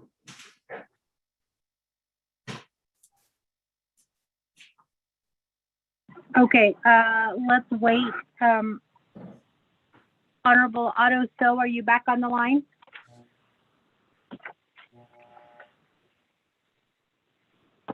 Honorable Vince James, are you back on the line?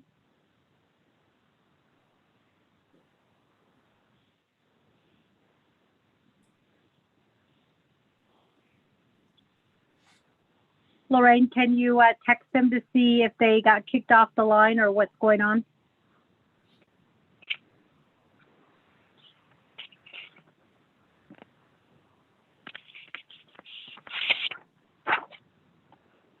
Hello? Okay, I text them. I'm on the line now. I'm back on. Thank you. I will agree. Thank you. Thank you, Vice Chair. Lorraine, Sherelle? Okay, Honorable Otto So votes green. Honorable Vince James.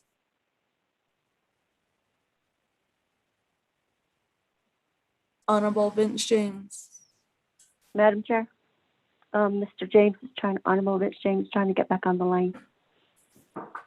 Thanks. Okay, maybe you could text him and ask him how he votes on accepting the report from Mr. McGrew.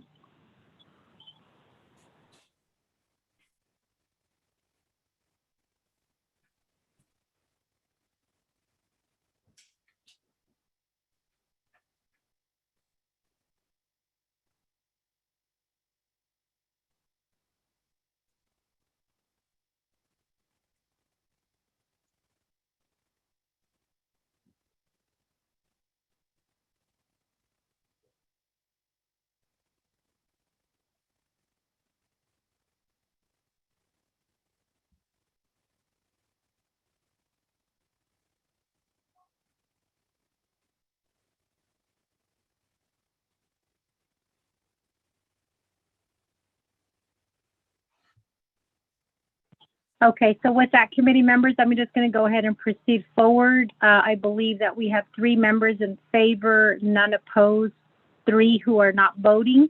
1 is the chair, and 1 is absent, Honorable Edmund Yazzie, and 1 Delegate Vince James, who is trying to get back onto the line.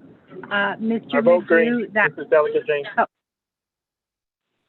Thank you, Delegate James. So with that, committee members, we are at 3-0-2 not voting, 3 in favor, 0 opposed, 2 not voting.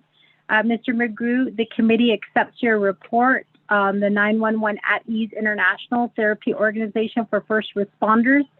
We appreciate your time. So what will probably happen is This will be an action item that this committee will move forward on. Lorraine, if you could help assist the committee and get an email out by the end of today, reaching out to Health Education Human Services.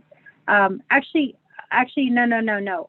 To reach out to Jesse Delmar, asking if there is any information he can share with us on how first responders under Department of Public Safety are provided therapy services or counseling services.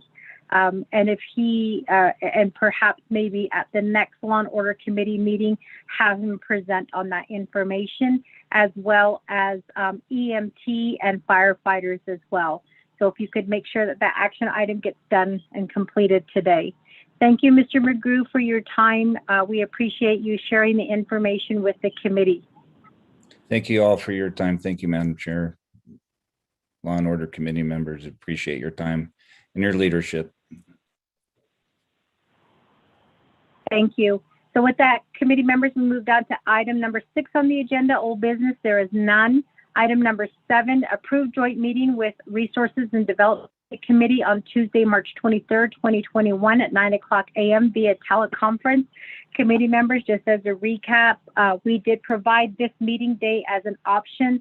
RDC does want to meet with the Law and Order Committee to discuss jurisdictions, specifically those pertaining to Rangers and Department of Public Safety.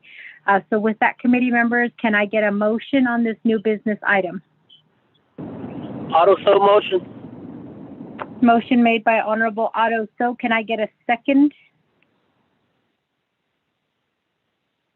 Eugene So. Delegate James. Motion made by Honorable Otto So, second by Honorable Eugene So. So with that, committee members, are there any questions or comments regarding this new business action item?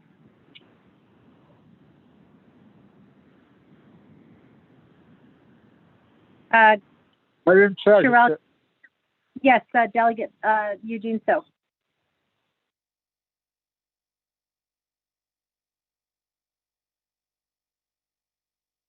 Shahzad, Delegate Eugene So, go ahead, you have the floor. It would be good to get their jurisdiction from each department or division. See where it overlaps. Thank you.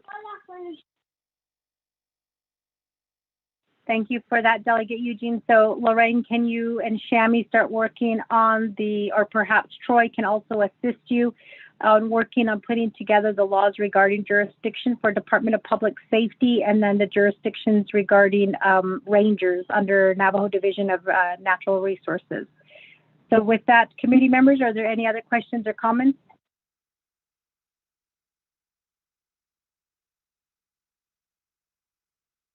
Not hearing anything. Sherelle, can we go ahead and proceed with the roll call vote, please?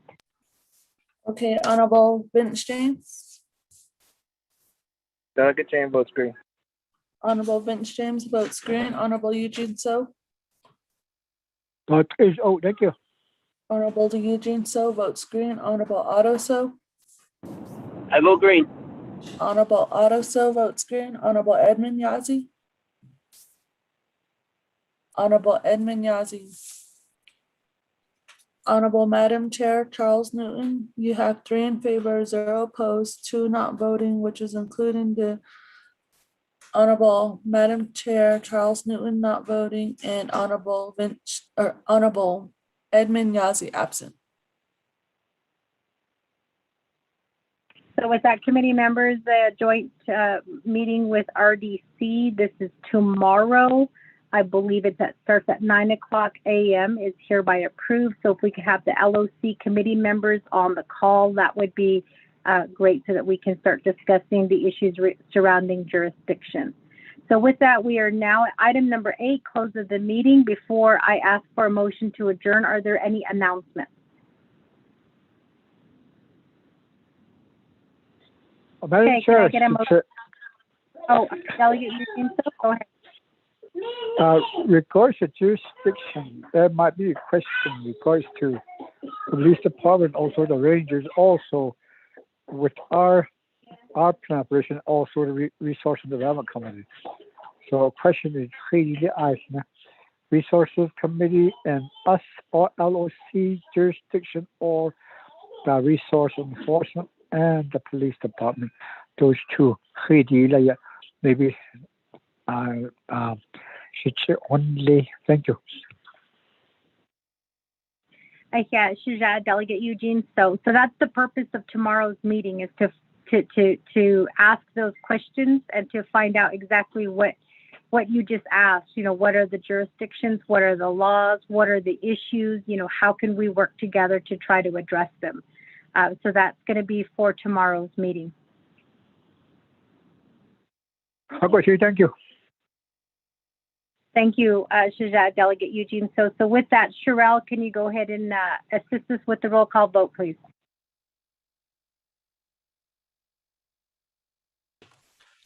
Honorable Madam Chair, Charles Newton, you don't have a motion or a second.